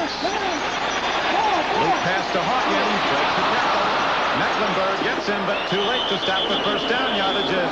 The Raiders advance it down to the 41-yard line of Denver.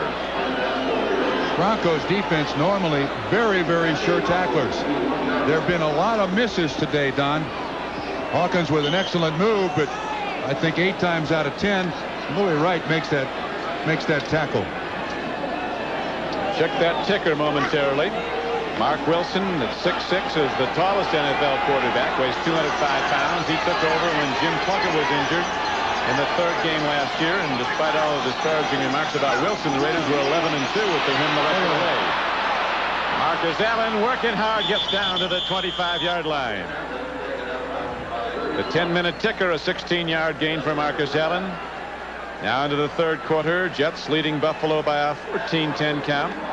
San Diego continues to lead the Miami Dolphins, who went into San Diego as a slight favorite. And the rest of the scores, now Kansas City has broken the 7-7 deadlock with Cincinnati.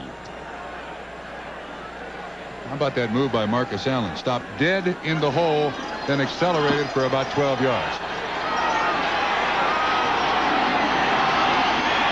That gave the Raiders a first down at the 25-yard line of Denver.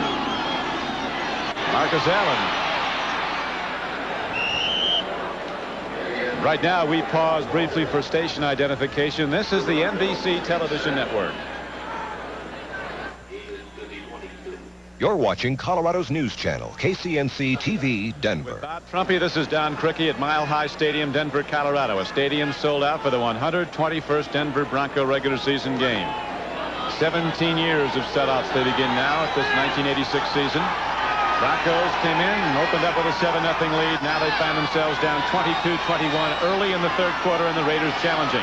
Throwing a strike. Rod Barksdale catches his first pass as a professional. And penalty markers come in after the play. Barksdale, the track man from Arizona, who wrote to the Raiders and asked for a tryout. I think it's going to be against Denver, a late hit. Personal foul. Denver. Sometimes you not only have to play good football, you have to play smart football, and especially in big games like this. Personal foul, unnecessary roughness, number 43, half the distance of the goal line, first down. Got it on Steve Foley, the veteran and very good free safety for the Broncos. Special teams play. Most important, and the Raiders got the big play to open the 3rd quarter on the kickoff return by Stephon Adams, 49 yards. And now they've subsequently taken it down inside the 10 on a penalty. Marcus Allen running hard, taking hits and driving down to the 2-yard line, where it'll be 2nd and goal. Wasn't a great opening day for Buddy Ryan as head coach of the Eagles. He did have an interesting quote during the week. He said that offense sells tickets, defense wins games, and special teams wins championships. Watch how many tackles that Marcus Allen breaks. There's one. That's a clear hit by Townsend, runs through it. Foley finally wrestles him to the ground. For as lanky as Marcus Allen appears, a very, very strong running back. Durability might be his greatest asset. Never wears down. Takes it down close, but no hands up. Now they go up. The linesman throws them up, and Marcus Allen is in with the touchdown. And the Raiders open up a 28-21 lead. Very important extra point would give them again the 8-point advantage. So often just a kickoff return to open the second half marks the big difference. Another short trap. You see Kurt Marsh, number 60, leading up in there. Nobody to block. Allen right behind him. That was an impressive drive by the Raiders. Marcus Allen in his 5th year has now scored 60 NFL touchdowns in 57 games. Chris Barr follows the touchdown with an extra point that gives the Raiders a 29-21 lead. Raiders kick it off when we come back to Denver. Have you driven? Here's Marcus Allen on the payoff end of a drive in which the Raiders never used a 3rd down. Good lead block by Frank Hawkins and a good short pull by Kurt Marsh, number 60.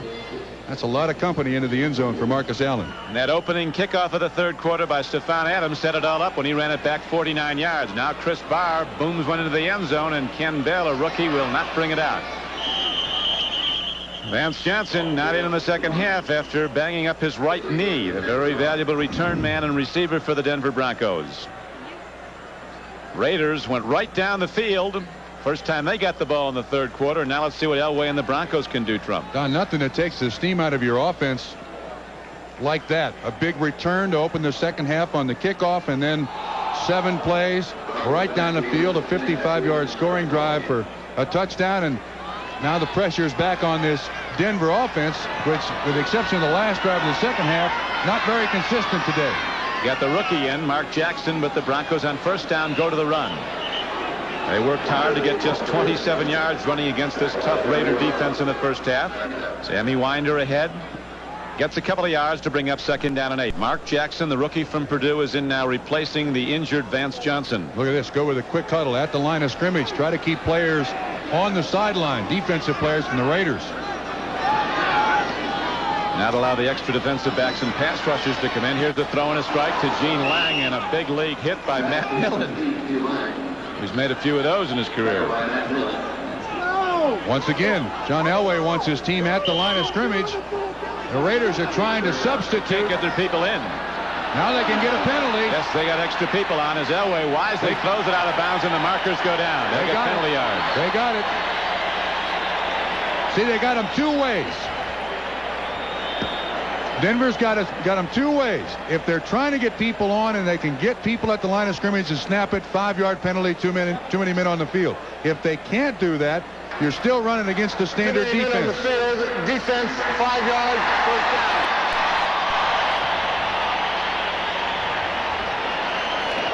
Now, even though players are running to the sideline, have no intentions whatsoever of being involved in the play, they still are counted. It's a good idea, and it worked. Gets him a 1st down.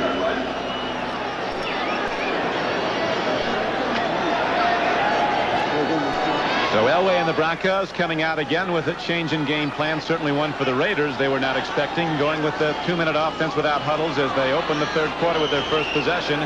Quickly to the run, the Raiders again shut it down. Jamie Kimmel, a young linebacker from Syracuse, came up to stuff Gene Lang. Watch Howie Long.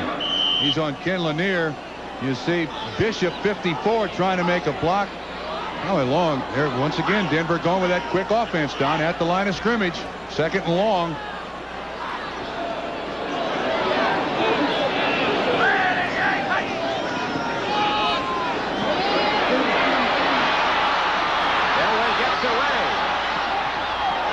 Lester Hayes was the closest to the ball. Coming out of blitz was the 2nd-year linebacker from Tennessee, Reggie McKenzie, who, as you saw, had Elway for the moment. Then he spun away. Goes as an incomplete pass. I'm surprised they didn't call this in the grass. You can see 54 is untouched. In most instances, I do believe officials would call that in the grass, but Elway very elusive as a quarterback. Still goes as an incomplete pass. Brings up 3rd down and 9 now. Denver goes back to the huddle, and the Raiders bring in their extra people for the pass set.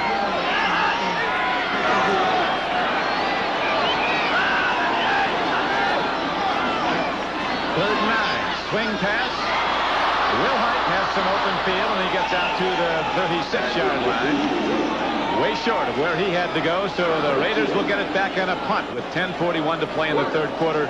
Los Angeles leading 29-21, and now a check of the 10-minute ticker.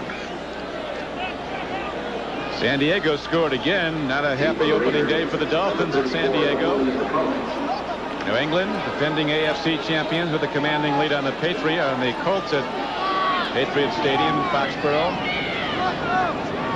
Right now, Jack Wheels ready to punt the ball for Denver.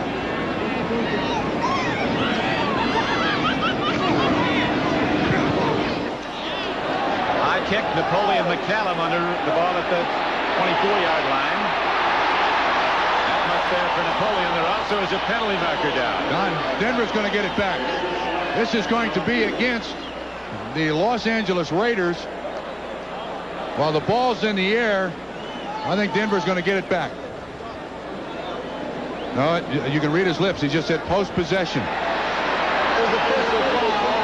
Number 44, Los Angeles, unsportsmanlike conduct will be penalized from the end of the run. Post-possession fouls, they keep possession. On a punt, possession ends when it leaves the punter's foot. So that was ruled after the punt, and the yards tacked on where it was received by the Los Angeles Raiders.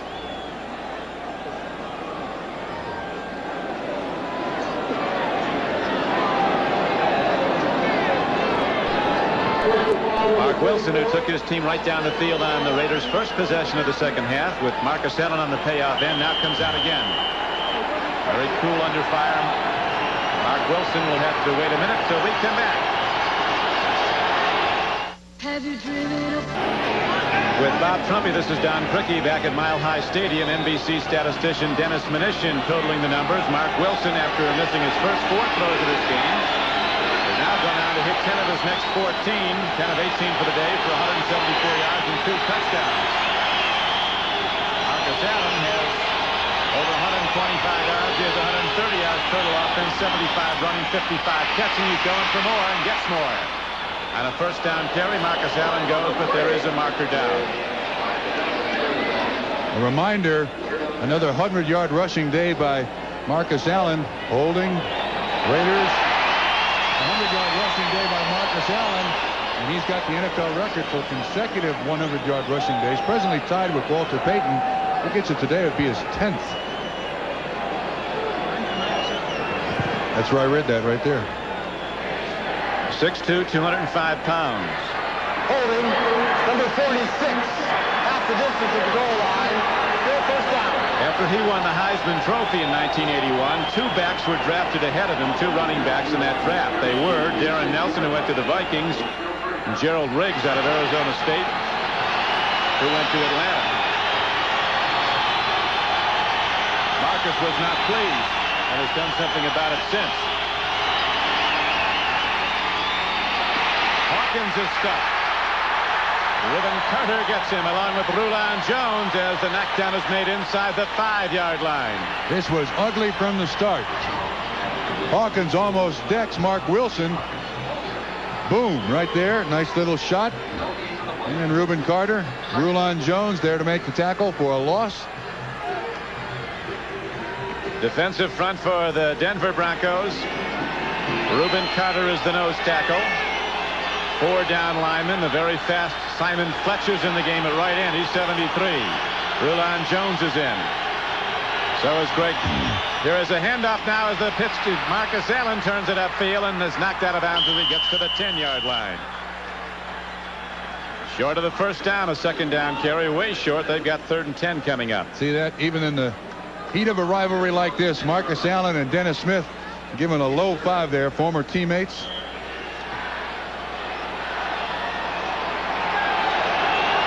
You mentioned his durability. He is incredibly durable. Some of the hits he takes here is 2 years ago when he took the hardest shot I saw all season. Tom Jackson got him in the open field after he caught a swing pass. I thought Allen would go out in a stretcher, and he didn't go out even for a play. He was right back in the lineup. I thought it was Mecklenburg. Just absolutely snapped his head back. Handoff again to Marcus Allen. He's out to the 16-yard line. Fumble. Broncos think they have it. Willard is heading to the end zone. Ken Woodard is in to signal the touchdown. So the Denver defense delivers, and the Broncos are back in it again. 29-27. The replay here could be critical. You realize that?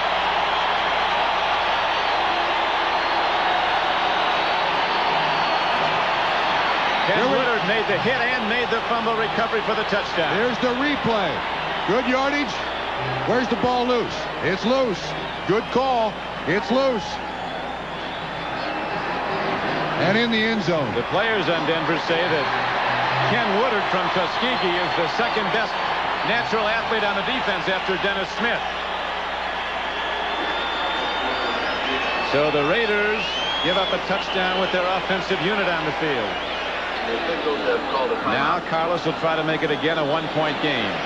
The replay official is looking at the replay again. He can look at it when we don't have to, when we can't. Once again, let's watch close. There's another view. Mike Harden's in the way. That ball is loose. That ball is loose. Good call by the official. That was a fumble. Confirmed that Marcus Allen was not down when he lost possession of the ball, and Ken Woodard, who struck him first, picks it up, goes in from 12 yards out. Now the Broncos have Carlos on the field with Kubiak holding, looking for a point after that'll bring them back to within one.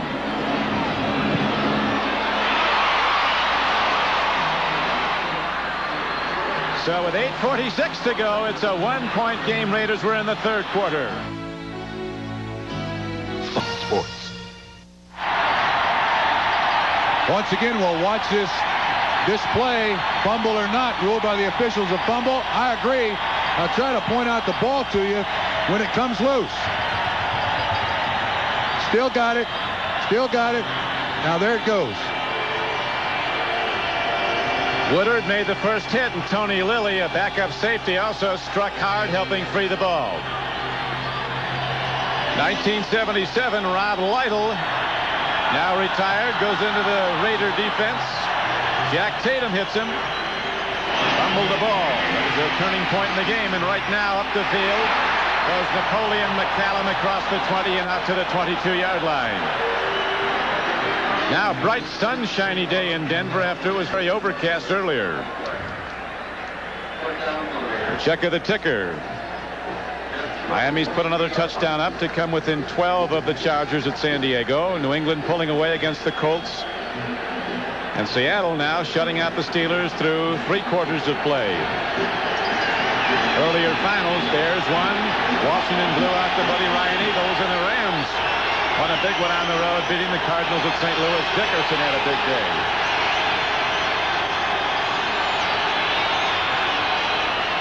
Wilson on first down. Gets time. He gets Christensen. His fourth catch of the day is good for a first down out to the 37-yard line. It's not supposed to be fast, but he always seems to be open. That was good for a 14-yard gain. Houston with a big opening upset at Green Bay. And the Lions, an underdog, went to Minneapolis and beat the Vikings 13-10. San Francisco blew out the Tampa Bay Buccaneers in Florida. And Atlanta, an underdog, pulled away early and routed the New Orleans Saints at the Superdome. 8 minutes to go, third quarter. Raiders leading by 1 point. Marcus Allen in trouble. He's knocked down back at the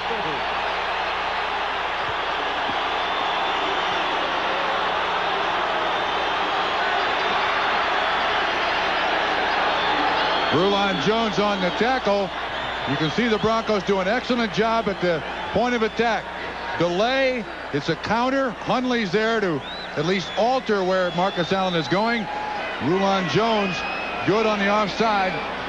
You wait until that guy comes back to you before you turn around and head back downfield. He makes the tackle. Second down and 16 for the Raiders. Third quarter, they lead by a point. Christensen, first down, Los Angeles, out to the 43-yard line. Unruly did not hold the ball. Oh, he got it, but not enough for a first down. He's going to be short, yeah. one of the most sure-handed receivers. Christensen once again gets lost in the shuffle. A delay outside. You see Allen clearing out. Mecklenburg slips. Good enough for about 12 yards. Brings up third and about 4. The Raiders' speed on the flanks takes the Denver zone deep, and then big tight end Todd Christensen comes underneath. 5 catches now today for 70 yards. You'll remember he was in for a touchdown in the first half. I'd watch him here too.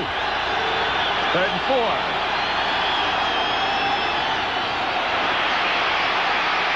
Wilson going the distance. Dante Williams catches the ball, or Barksdale has it, the rookie. Rod Barksdale, a flyer from Arizona. The kid who never played high school or college football is in the end zone on a 57-yard touchdown reception. Steve Wilson was victimized. Looked to be with him. Barksdale had the step and came down with the ball. Now, if this kid didn't play high school or college, preseason doesn't count. This has got to be his first touchdown ever. He does a great job of concentrating on this football. Wilson makes an outstanding throw. 57 yards. Denver thought they were just going to try for the first down. The Raiders like to go deep. Raiders caught speed one-on-one, and speed won as Barksdale, the fastest Raider, got deep for his first professional touchdown. In the regular season, he did well in the preseason, caught some long balls. So again, in this high-scoring game, the Raiders open up an 8-point lead. Have you driven a There you go, Mickey, way to block. The Raiders just hit another big play. Here it is as Mark Wilson drops to throw and goes long ball to a rookie sprinter, Barksdale. It's good for 88 or 57 yards in a touchdown. And Mark Wilson won't be in any fan polls to see who's the worst quarterback in Los Angeles. What is he today? 11 of 19 for 231 yards and 3 touchdowns. That shocked the Denver Broncos. I think they thought they were going for just a first down, and they hit deep. It takes the wind out of them. Gendell runs back the kickoff. Rookie from Boston College, straight ahead out to the 33-yard line for the Broncos. Starts always with good pass protection. You can see the offensive line of the Raiders giving that to Wilson. And then it's just kind of a hand fight down the sideline. This is a perfectly thrown ball. Outside where the defender can't get to it unless there is pass interference. He concentrates. The motherland. Tom Flores, normally very unemotional, but mind celebrating. At least outwardly. He's churning inside in this big game, and here is Elway with a throw that's too high for Mark Jackson. Denver Zephyrs baseball team still in action, so the infield dirt is still down in the baseball portion of the stadium. See that numbers? 104 yards to 12 in the third quarter. Dan Reeves doesn't want to see this tendency continue. Last year, as we've documented, cost them a lot of chances in a lot of games. Phenomenally high-scoring game for the Raiders and the Broncos, who pride themselves on defense. 36-28. Los Angeles leads, and we still have 6 minutes to go in the third quarter. Pitch up the middle to Sewell, and he's out to the 41-yard line. On a 2nd and 10 play, he got 7. Bill Piquel, the nose tackle, knocked him down. That's a happy Raider bench. Al Davis mentioned to us before the game that we've got some young people here. I'm not sure how we're going to play. I think we're good. I'm not really sure. So playing the Denver Broncos away over the season, very difficult for us. Well, the young guys have come up with the big plays. Barksdale is a perfect example. He's a real find. Most of those world-class sprinters have Dr. Strangeglove hands. Elway. Long trying to get him. Elway throws deep. It's a free ball, and it's incomplete. Lots of people collide, and then they start up after the play. Elway got hammered, absolutely hammered by Greg Townsend. Got a shot right in the chest. That was intended to come back to Sewell. He was well covered. So we've got a flag.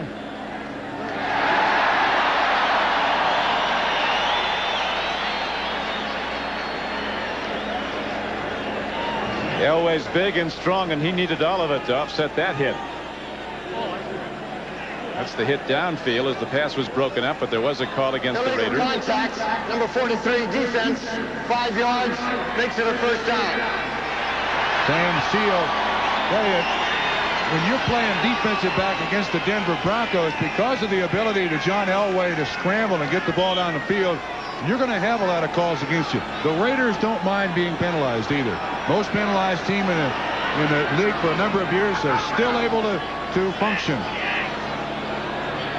Take a long time on the drop. You know it's going to come. Usually from the blind side. That big hit from the Raider pass rush as Gene Lang takes it out to the 50-yard line on a first down carry. He gained 4. Rod Martin, veteran outside linebacker from USC, on the stop. Jets continue to lead the Bills in the fourth quarter by a 14-10 count. Jim Kelly starting for the Buffalo Bills, his first game in the NFL. Miami's defense, which wasn't great last year, appears to have gotten no better. Down at San Diego, they're having a problem. New England pulling away over Indianapolis. Kansas City looks like a winner over Cincinnati. Blitz coming here, Don. Swing pass to Mark Jackson, and the Raiders hem him in, and Lester Hayes brings him under. 5-time Pro Bowler Lester Hayes. Trimmed down. 203. He played at 2.8, 220 last year. Now, when you're in bump and run as much as Lester is and the Raiders are, you need to be quick, because a lot of teams now are coming with guys like Vance Johnson. Very fast, very quick. So at 220, you may be able to beat them up, but they're going to outrun you to the end zone.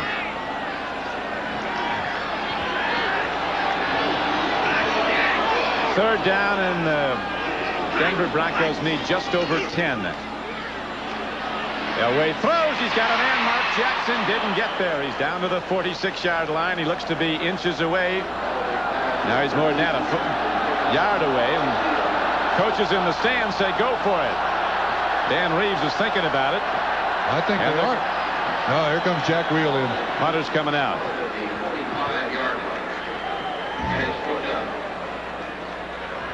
Dan Reeves, who spent 16 years in the Dallas organization as a player and a coach. This coach Tom Landry is looking on today in Dallas, getting set for his opener with the Giants tomorrow night.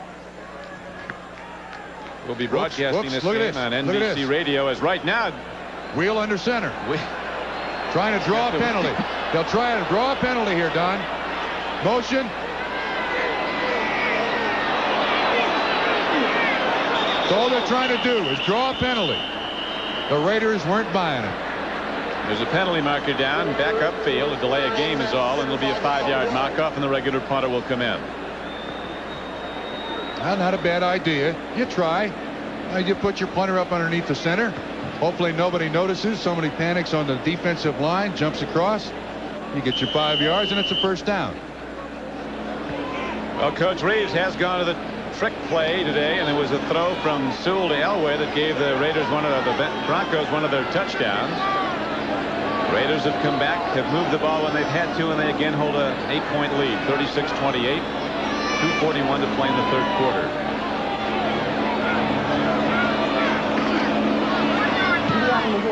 Well hit ball. McCallum has a problem getting to it. Left it out, and it goes out of bounds. 14-yard line. Well done by the free agent from Wyoming, Jack Wheel. His dad has been a season ticket holder of Bronco games for 18 years. 39 yards on the punt. I imagine his dad is just breathless sitting somewhere here in Mile High Stadium.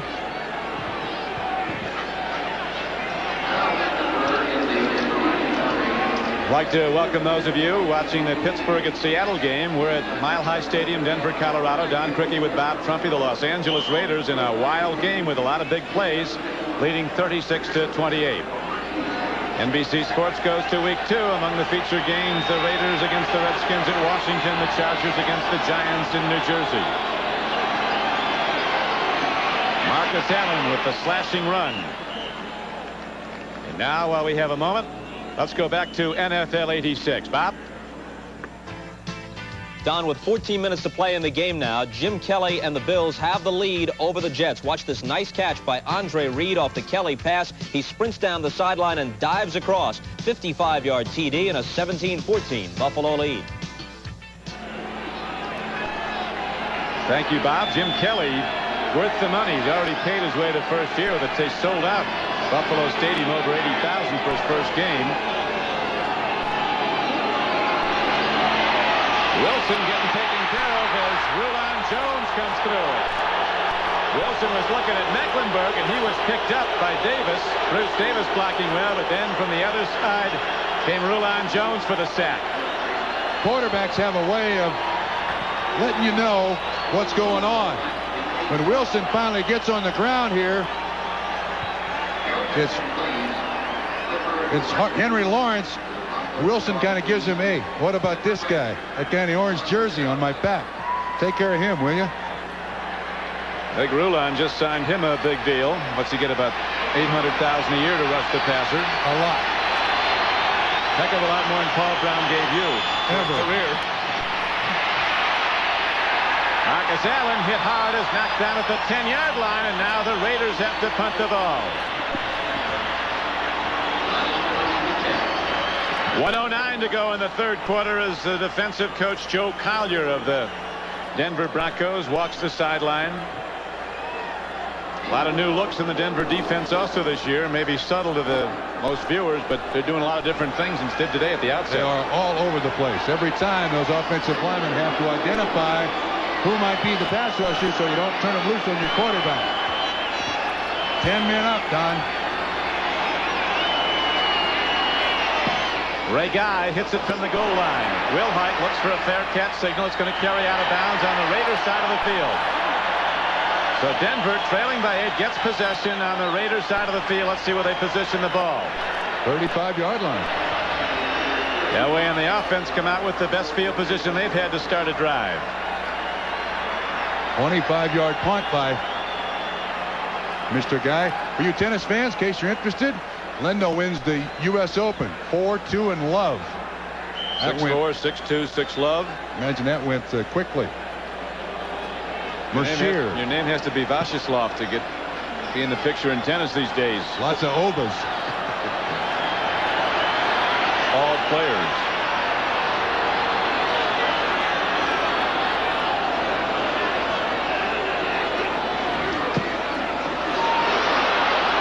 Steve Sewell takes the ball and gets it inside the 35, a gain of just 2. I saw Billie Jean King the other day, asked her how long she thought Navratilova will dominate women's tennis. She said as long as she wants to. Is that right? She's that good an athlete. That good an athlete. Well, Steffi Graf made it difficult for her.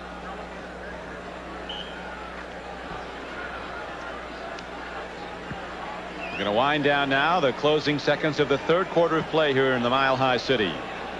The Broncos and the Raiders meet again November 2nd at the LA Coliseum. That huge arena will be packed. They're starting construction of skyboxes there. They'll be ready next season in Los Angeles. Monday. He's dangerous. He's the liberal living in the dark. Skyboxes at Mile High Stadium that opened this year. We talked about the Raiders. They'll have skyboxes at the Coliseum next season. And with those new skyboxes here at Mile High Stadium, the attendance goes to over 76,000. They're full too.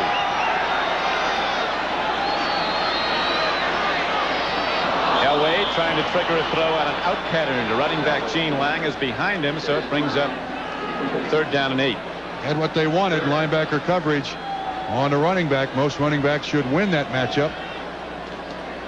Big day in Buffalo as Jim Kelly has brought the Bills from behind in the fourth quarter over the heavily favored Jets.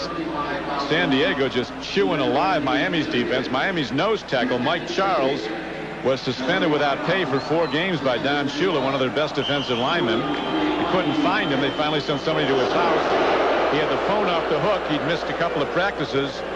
So now he's going to miss a few games and quite a few checks.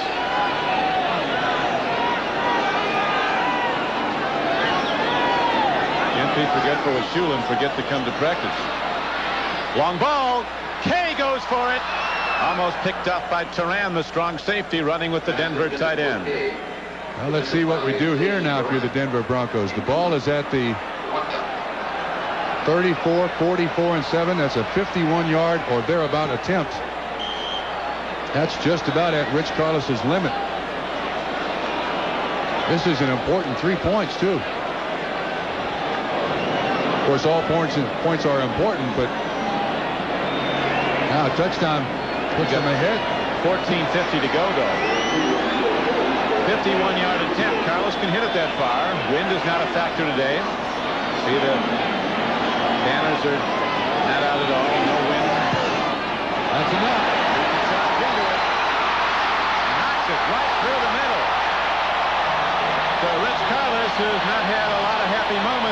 couple of years in Denver. He's had some problems. Hits a big one, and all of a sudden the Broncos are back to within 5. Be back at Mile High Stadium. This is the highest scoring Bronco Raider game in the long history of this series back in '63. The Oakland Raiders beat the Denver Broncos 35-31. That was the highest scoring till now. Today we have another point up. It's 36-31 Raiders. A long way to go. A short kickoff, a high spinner, and McCallum will take it after 9. Ensign McCallum working hard in his dress blues and tennis shoes. He keeps on trucking free roll. They got it. Denver got it. Broncos have it.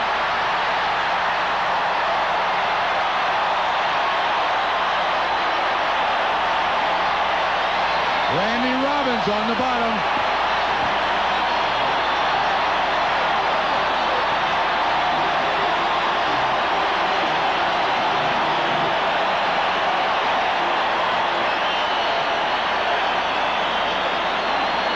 He does a nice job of breaking through the wall here. But sometimes when you get hit a little bit, Woodard hits him a little bit, and Millen tries to help him. All of a sudden, it looks like it hit right on somebody's helmet. Bounced right out of McCallum's hand.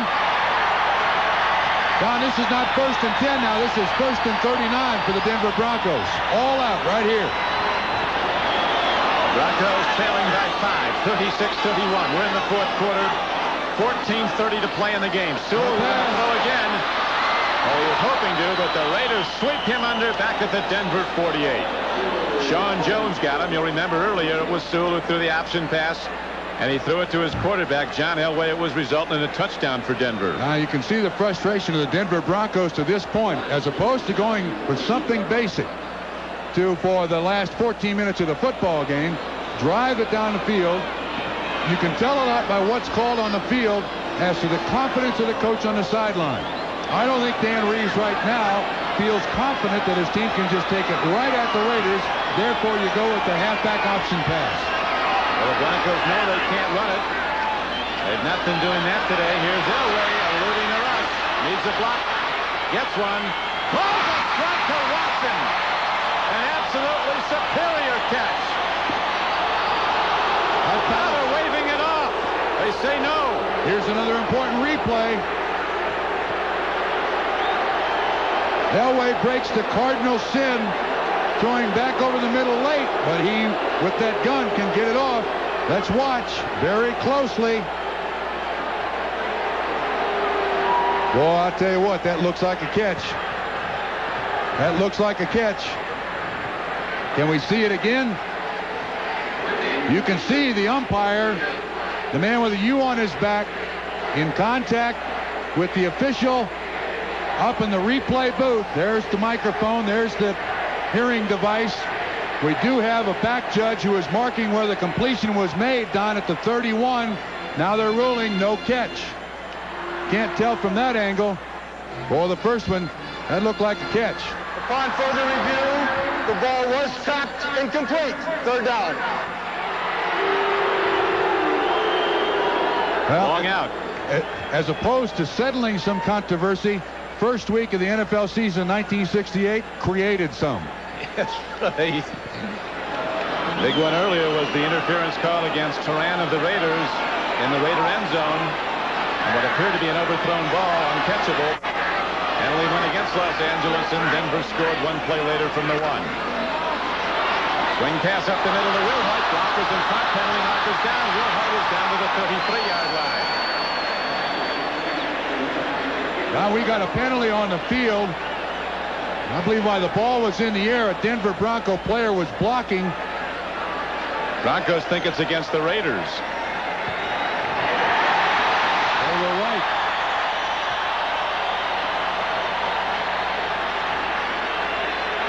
Once again, let's go back to the catch or non-catch. Rule the trap.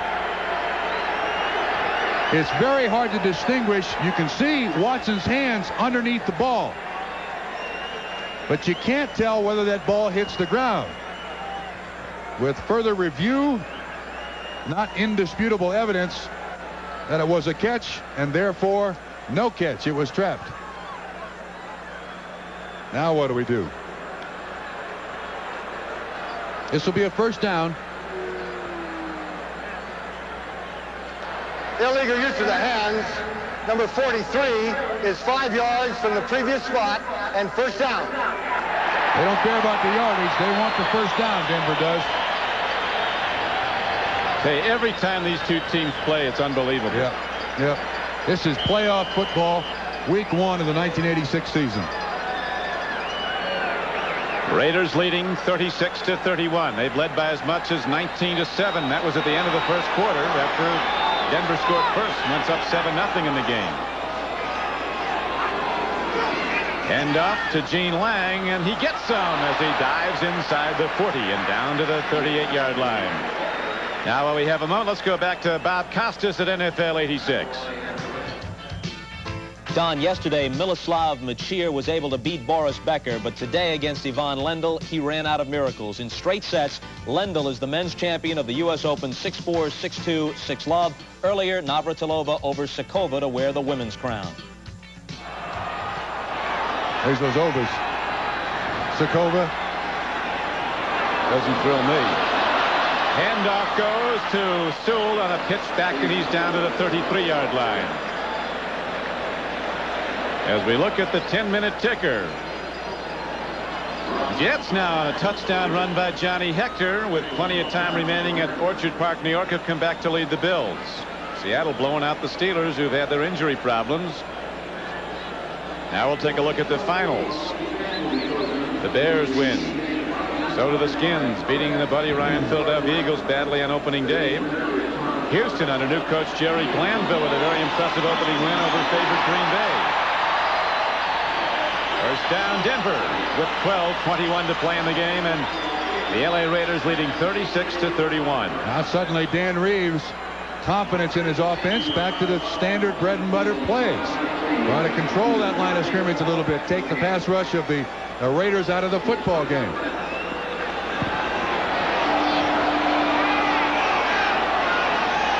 This is their running pair now, Lang and Winder. Interesting, all those throws and no interceptions either way today.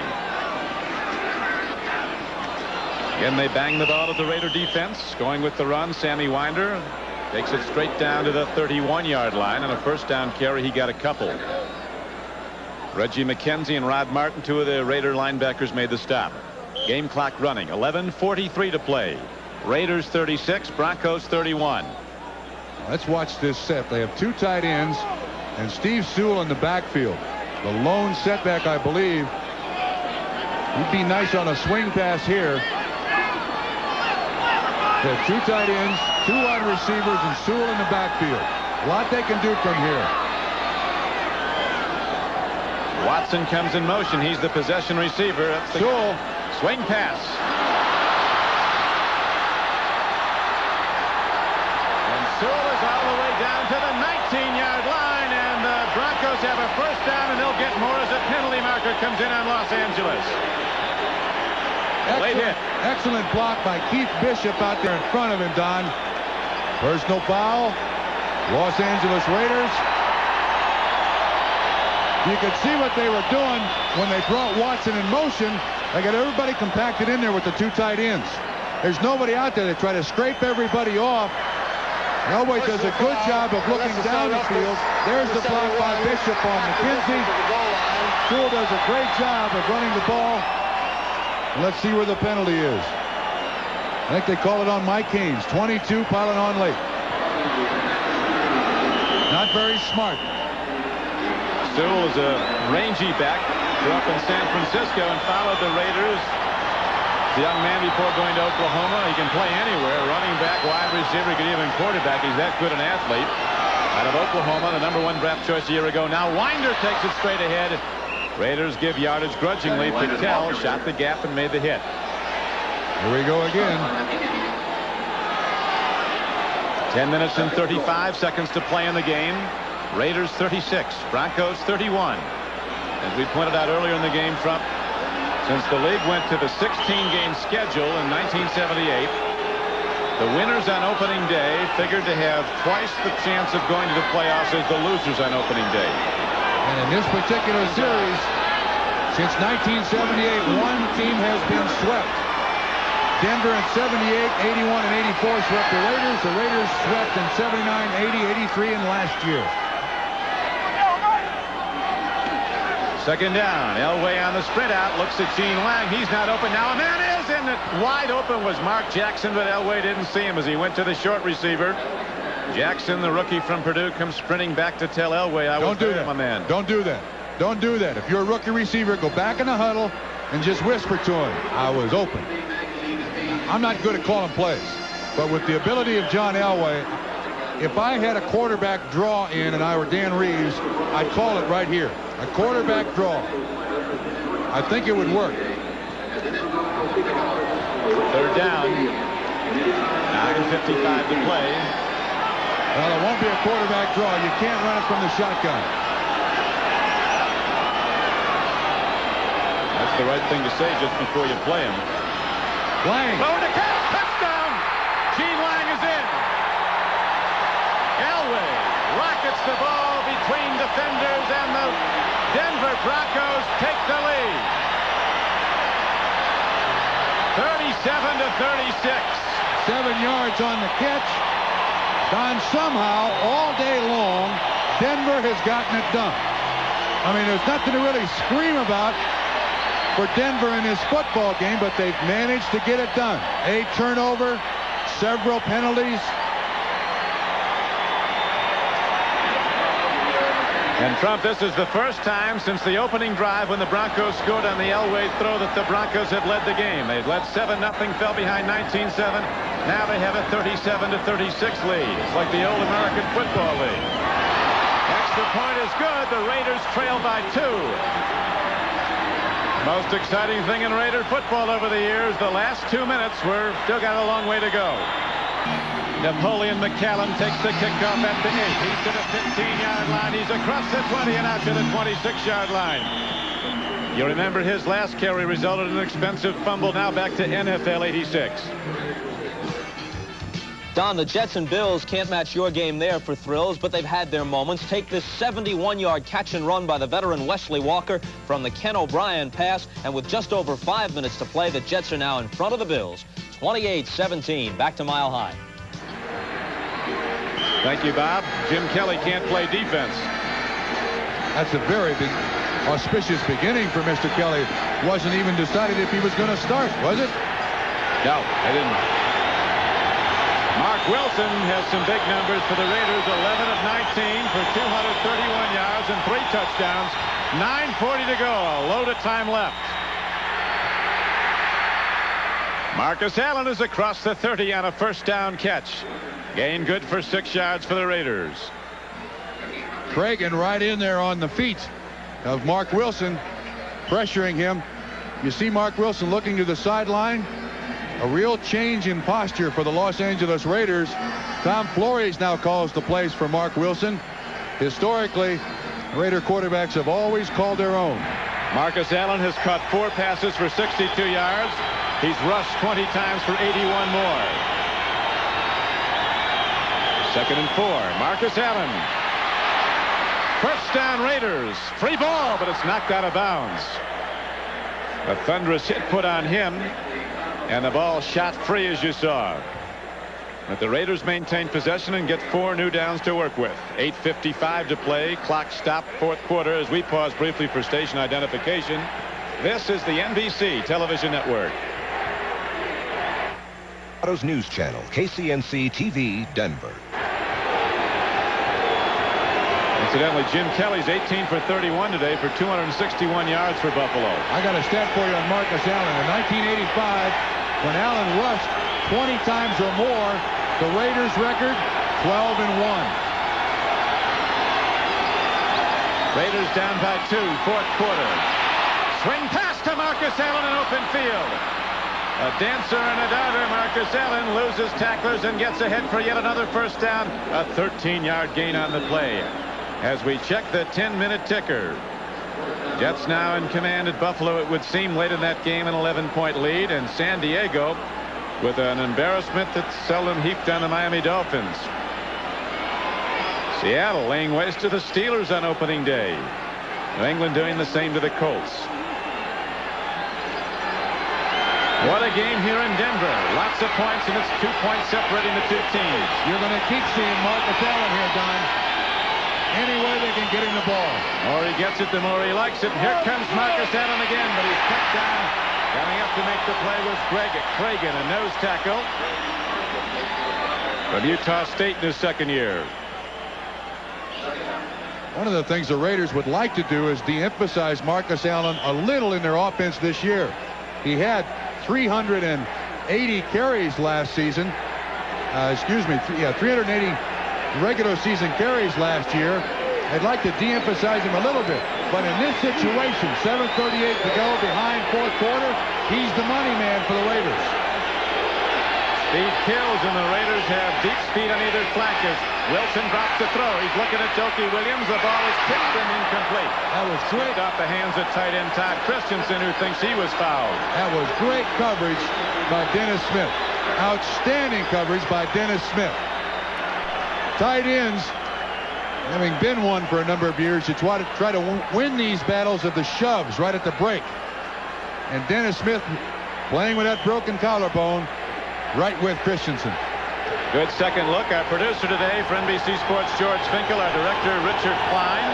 Executive producer of NBC Sports is Michael Weissman. Is on opening day in Denver. We've got big numbers on the board. 38-36. The Broncos taking the lead in the fourth quarter. Wilson loops it. It goes to no one. Making the play on the ball was Denver defensive back Mike Harden. Rulon Jones was smoking in on Mark Wilson. Now the Raiders have to punt. Ken Woodard right in Wilson's face. You see Dennis Smith also on the blitz. Christensen loses his feet.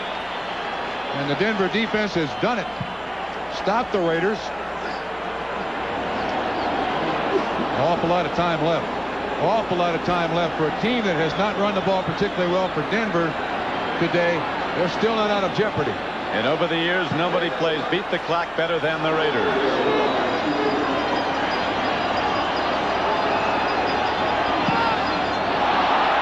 Shank punt, but it actually turns out to be a good one as Ray Guy angles the ball out of bounds. And Denver fans came alive. Looked like it was going to carry short.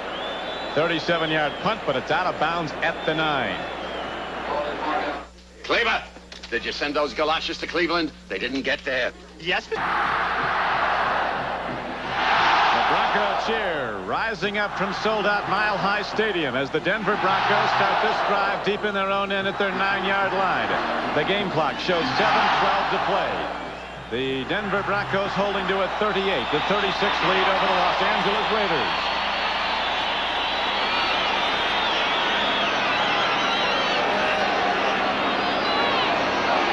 Lone setback behind John Elway. Coming out of the backfield is Sewell, and Elway's behind him with the throw. So it'll be second down and 10. On the Denver Broncos basically are going now with 7 offensive linemen. They got 2 tight ends, both weigh in excess of 250.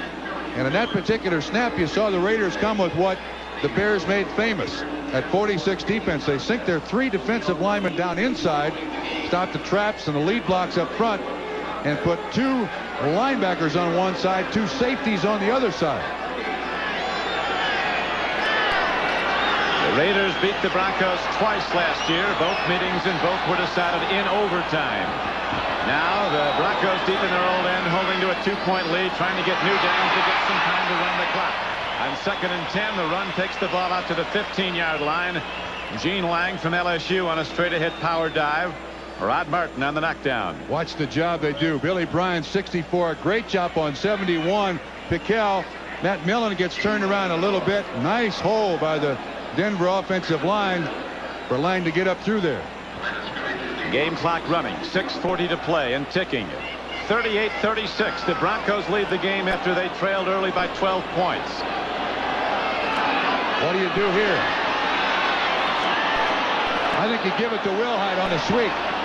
Now they're going to throw. Elway takes a look.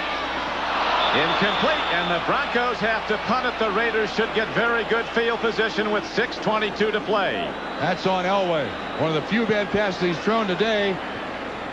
One of the things they're trying to teach John to do is to take something off of the ball on those short receptions. Wilhite was open, and he underthrew him.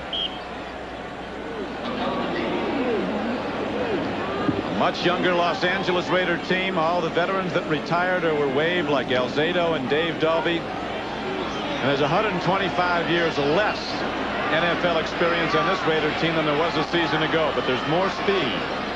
We saw that speed in evidence earlier when Rod Barksdale, the rookie wide receiver, was on the payoff end of a 57-yard touchdown throw by Wilson.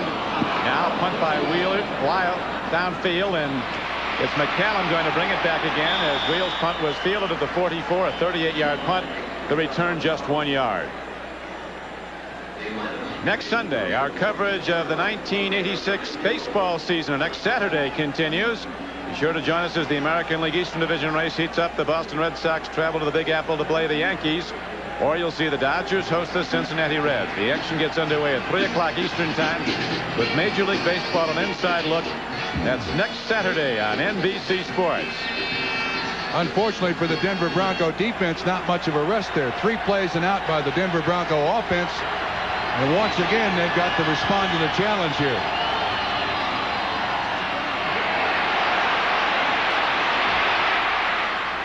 Low pass to Christensen is incomplete at the 35-yard line. Dennis Smith, number 49, who's playing with the fractured bone in his shoulder, came up and put the hit on. Once again, the rollout that worked so well in the second quarter that produced a touchdown. There's Mecklenburg in coverage. Christensen has a good sense of the field. Watch this hit.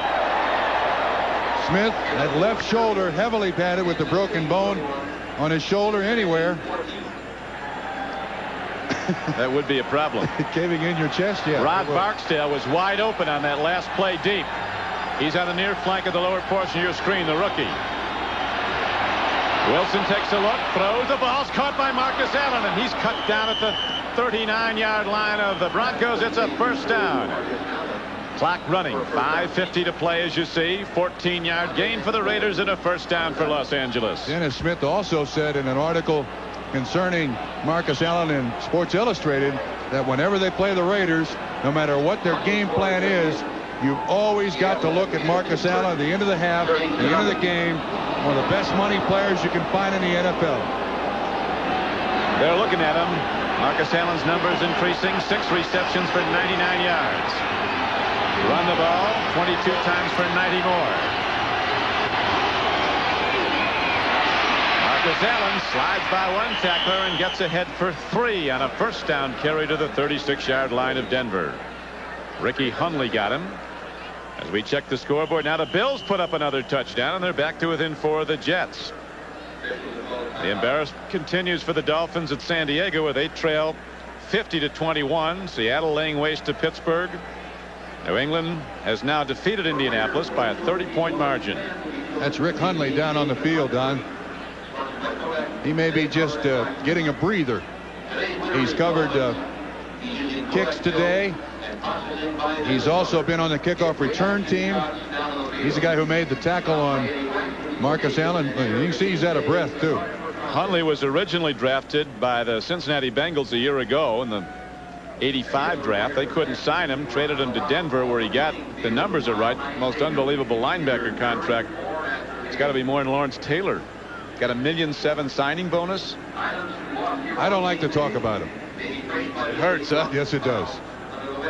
Next Sunday, the NFL goes to week number 2, and the action gets underway at 12:30 Eastern Time with NFL 86.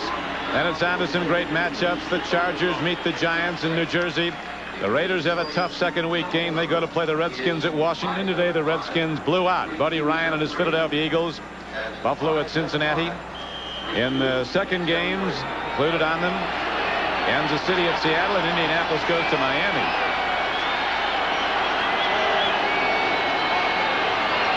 Blitz. Wilson dumps it off, and Christensen somehow catches the ball. He's short of the first down. Boy, that's, not by a lot. That is a great play by Mark Wilson. Rulon Jones after him. Darren Como after him. Throws back across his body. Wasn't pretty, but it got the job done. Watch the pressure he eludes. Now, this guy is supposed to be immobile. At 6'6", 205, he may look like a crane out there, but He gets it done. Todd Christensen builds up his numbers and his production for the Raiders. A man who came to them as a free agent in '79. He's caught 6 for 76 yards and a touchdown. Marcus Allen thundering into the defense of the Denver Broncos, gets a first down inside the 29-yard line. He's down to the 27. The game clock ticks. 4 new downs for the Raiders. 4 minutes to play in the game. Raiders trail by 2. Now this is where Joe Collier and the Denver defense has to do something crazy. I mean, the Raiders are only down by 2, as you said, so a field goal wins the game for them, at least puts them up. Now is when you got to come with your blitzes. Now is when you got to give them your real different looks. And Collier generally has been very good at that.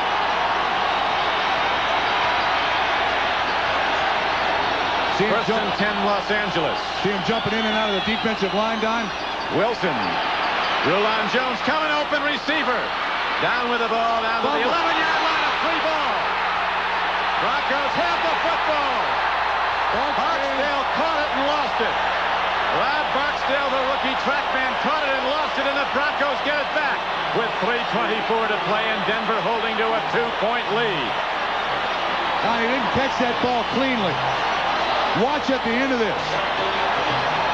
He kind of fumbles a little bit when it hits his hands. Actually, Dokie Williams. Williams had the ball. Barksdale comes in trying to recover. Dokie Williams lost it. Rick Dennison freed the ball. Dennis Smith recovered, out fighting Barksdale for the ball. It was Dokie Williams who lost the ball after he caught it. And now the Broncos get it back at their 10-yard line. Catch and fumble. First down, Denver. The replay official did look at it, agreed with us. How many times have we seen this Denver defense come up with the timely big turnover? Final from San Diego, the Chargers rout the Dolphins 50-28. Don Strock was in at the end for Miami at quarterback. Nothing happening there for Gene Lang, and finally he works his way back close to the line of scrimmage. It'll be second down and 11. He lost a yard. Jerry Robinson, an outside linebacker, ran him down along with Reggie McKenzie. 3:09 to play, and that's the game clock ticking down. Denver still not out of trouble here with the inability to consistently run the ball today. You don't want to have to throw it here. Any penalties in the end zone as the quarterback drops back to throw. That's a safety. There's still a lot of jeopardy here. Second and 11 for Elway and the Broncos. They lead by 2 in the 4th quarter. Open man. And the ball is caught by the rookie, Mark Jackson, and he has a first down for the Broncos. 13-yard gain. Lester Hayes in coverage. He's got good time. Excellent protection by the offensive line. Looking around the field, which is part of the maturity of a John Elway. You see the cushion between Hayes and Jackson. That's an easy first down pickup. Now they got a little breathing room. Jim Kelly had a spectacular day, but came up a bit short in his debut for Buffalo as the Jets held on to win 28-24. Hand off as the Broncos go to the run, and on a first down carry, Gene Lang runs the ball. Matt Millen and Reggie McKenzie stop him. Now the Raiders should start taking timeouts. They got to start taking timeouts here. Defense can call the timeouts. Then the offense can get timeouts by throwing the ball out of bounds and all kinds of things. 2:20 to play, and the L.A. Raiders call timeout as the Broncos will have second down and 7 coming up. Denver trying to run down the clock, and the Raiders trying to get it back. They're within a field goal of possible victory if they can get it back and run the clock. Don, big difference for the Denver Broncos this week. Last week turned the ball over, what was it, 6 times? Today just once. And they've gotten 3 turnovers from the Los Angeles Raiders. That's been the big factor in the football game. That and some very, very dumb penalties, in my estimation, taken by the Los Angeles Raiders. You can only try to intimidate a team for so long, and then it hurts you as opposed to helping you.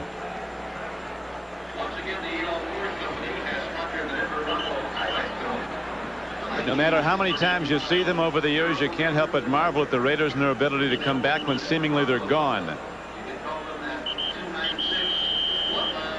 2:20 to play. Broncos holding to a 38-36 lead as Elway comes back out. John Elway today has put the ball up 34 times. He has completed 20 for 203 yards and 2 touchdowns. He's not been intercepted.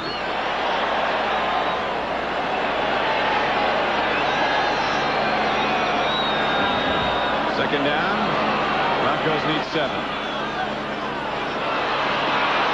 Sammy Winder lost 4. Big Sean Jones, a defensive end 99, swept in, cut him off, made the knockdown as the game ticks down to the 2-minute warning. Well, if they take a timeout here, they got another timeout for the 2-minute warning, and they don't. Very important part of the Bronco offense. Sidelined for the second half. Vance Johnson, their second-year receiver and returner, went out with a knee injury. We don't know how serious it is, but he's not played in the second half. Move down a little bit, if you will. See if he's got some ice or something on his knee. No? 2 minutes to play in the game. The Raiders in white trailing by 2 points. They led by 1 at the half, extended their lead a couple of times to 8 in the second half. The Broncos kept coming back, and finally Denver took the lead 38-36, capitalizing after a Napoleon McCallum fumble of a return. Then they ran it in, finally got in on the payoff end. A throw by Elway to Gene Lang was the go-ahead points. Do you throw it here, Don, or do you run it? Hope your defense can stop him again. I think you throw it.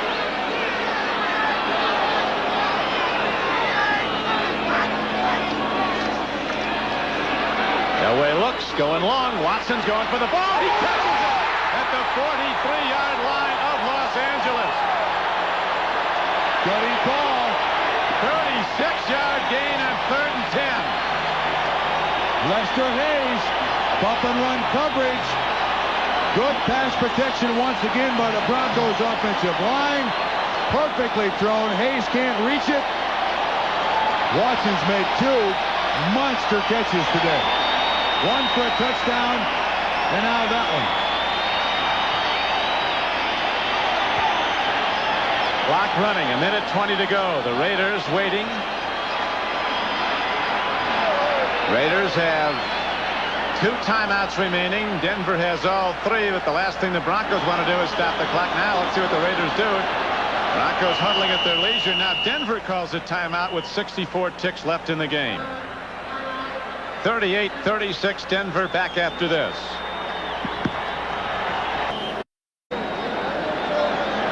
Don CRIQUI with Bob Trumpy back at Mile High Stadium, Denver, Colorado. The Denver Broncos have the ball in a 2-point lead. A 36-yard throw on 3rd and 10.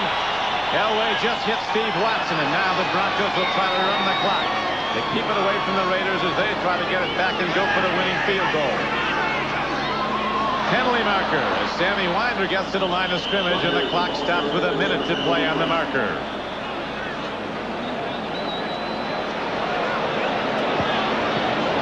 Kansas City has defeated Cincinnati 24-14. New England has beaten Indianapolis 33-3.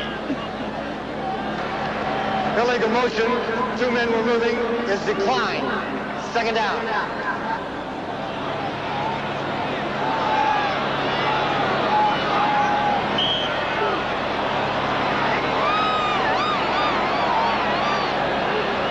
Now Flores now sees the 2nd and 10 play coming up. 2nd and 10 as the Raiders decline. No gain on the play.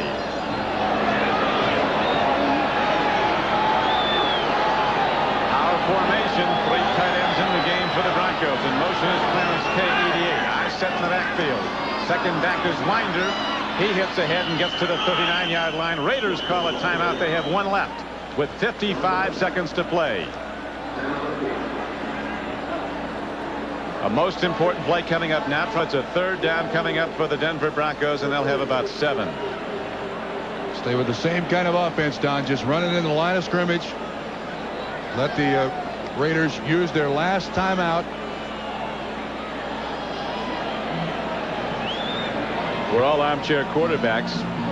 They're out of field goal range. It would be a 57-yarder if they kicked it from this point. I think Elway's going to throw it. I disagree with you. I think they'll take their chances, figure that. I would never take my chances against the Raiders with 50 seconds left if they take Well, they would have a chance to punt it also. Sure. Well, we're all going to find out. Only Coach Reeves and Elway know at the moment. All right, I'll put it to you. No, there's no way you throw it. You just dive it into the middle. Let them make the choice. They're going to take a timeout, and you go out there and punt the ball. Just try to get it up in the air. Make them lose their last timeout. Make them use their last timeout.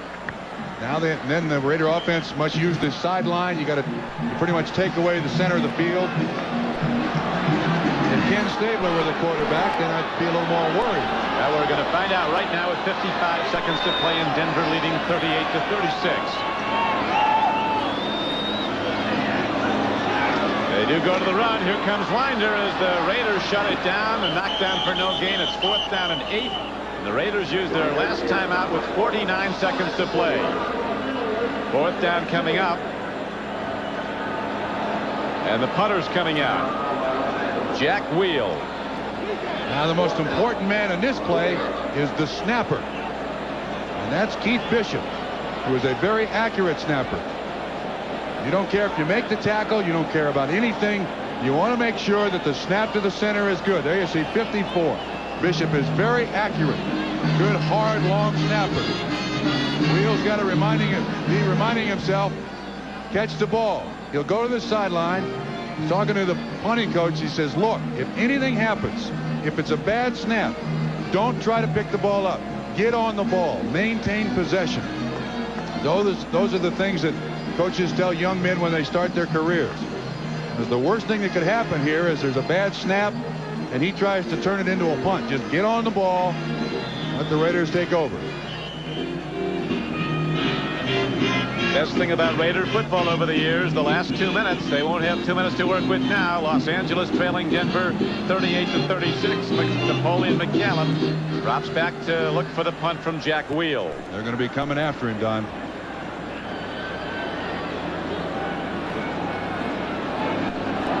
.49 ticks left. The clock starts. Here is a kick into the end zone, so it'll come out to the 20. And the Raiders will go on offense 1st and 10 at their 20-yard line with 42 seconds left. They have to get in field goal range in that time with no timeouts. Now, earlier in the ball game, we saw Denver go with 7 defensive backs. Let's count them. 1, 2, 3, 4, 5. I see 6 in the ball game right now.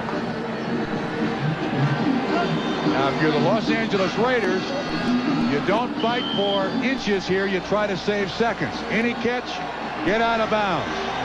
There'll be a couple of automatic plays called. If there's a completion, everybody goes to the line of scrimmage. The Broncos will be trying to keep them inbounds, fighting for inches, and hopefully extend seconds.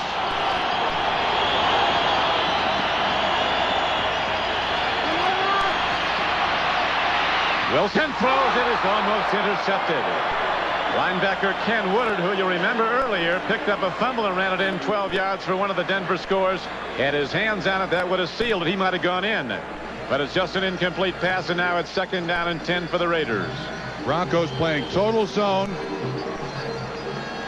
Probably good that Christensen didn't catch that pass. Might have taken 20 seconds off the clock. You can't throw the ball to the inside of the field with 37 seconds to go and no timeouts. No timeouts for the Raiders, who trail by 2 with 35 seconds to play. Another throw. Lateral. To lateral to Marcus Allen. He heads to the sideline. The hook and ladder made famous by the Miami Dolphins in that overtime game with the San Diego Chargers.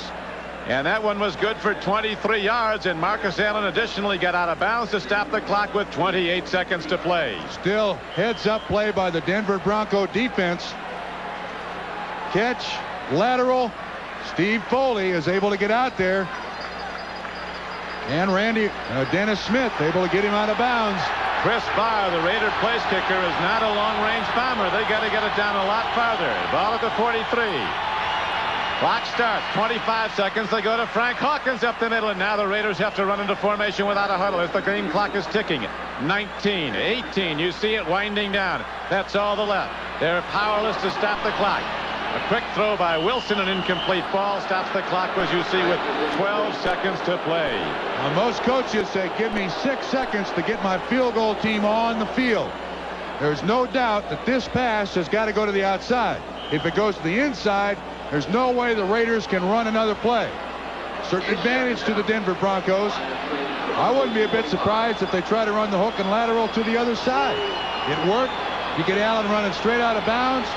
It's at the 45. I'd say they need 10 yards. 35, 45.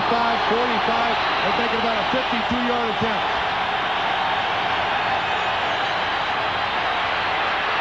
Rulon Jones gets him. 7 seconds left. A sack at the 42-yard line. And now third down comes up for the Raiders. Now the Raiders got to assemble. Get to the line of scrimmage. Now the clock is wound. Clock is ticking. 3, 2, 1, and out for the Raiders on opening day. No play. The Denver Broncos come from behind in the fourth quarter to win the game, 38-36.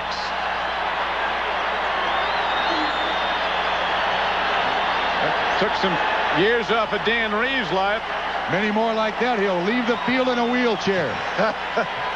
Great sport that he is. Tom Flores comes over to congratulate him. The final number, 38-36 Denver.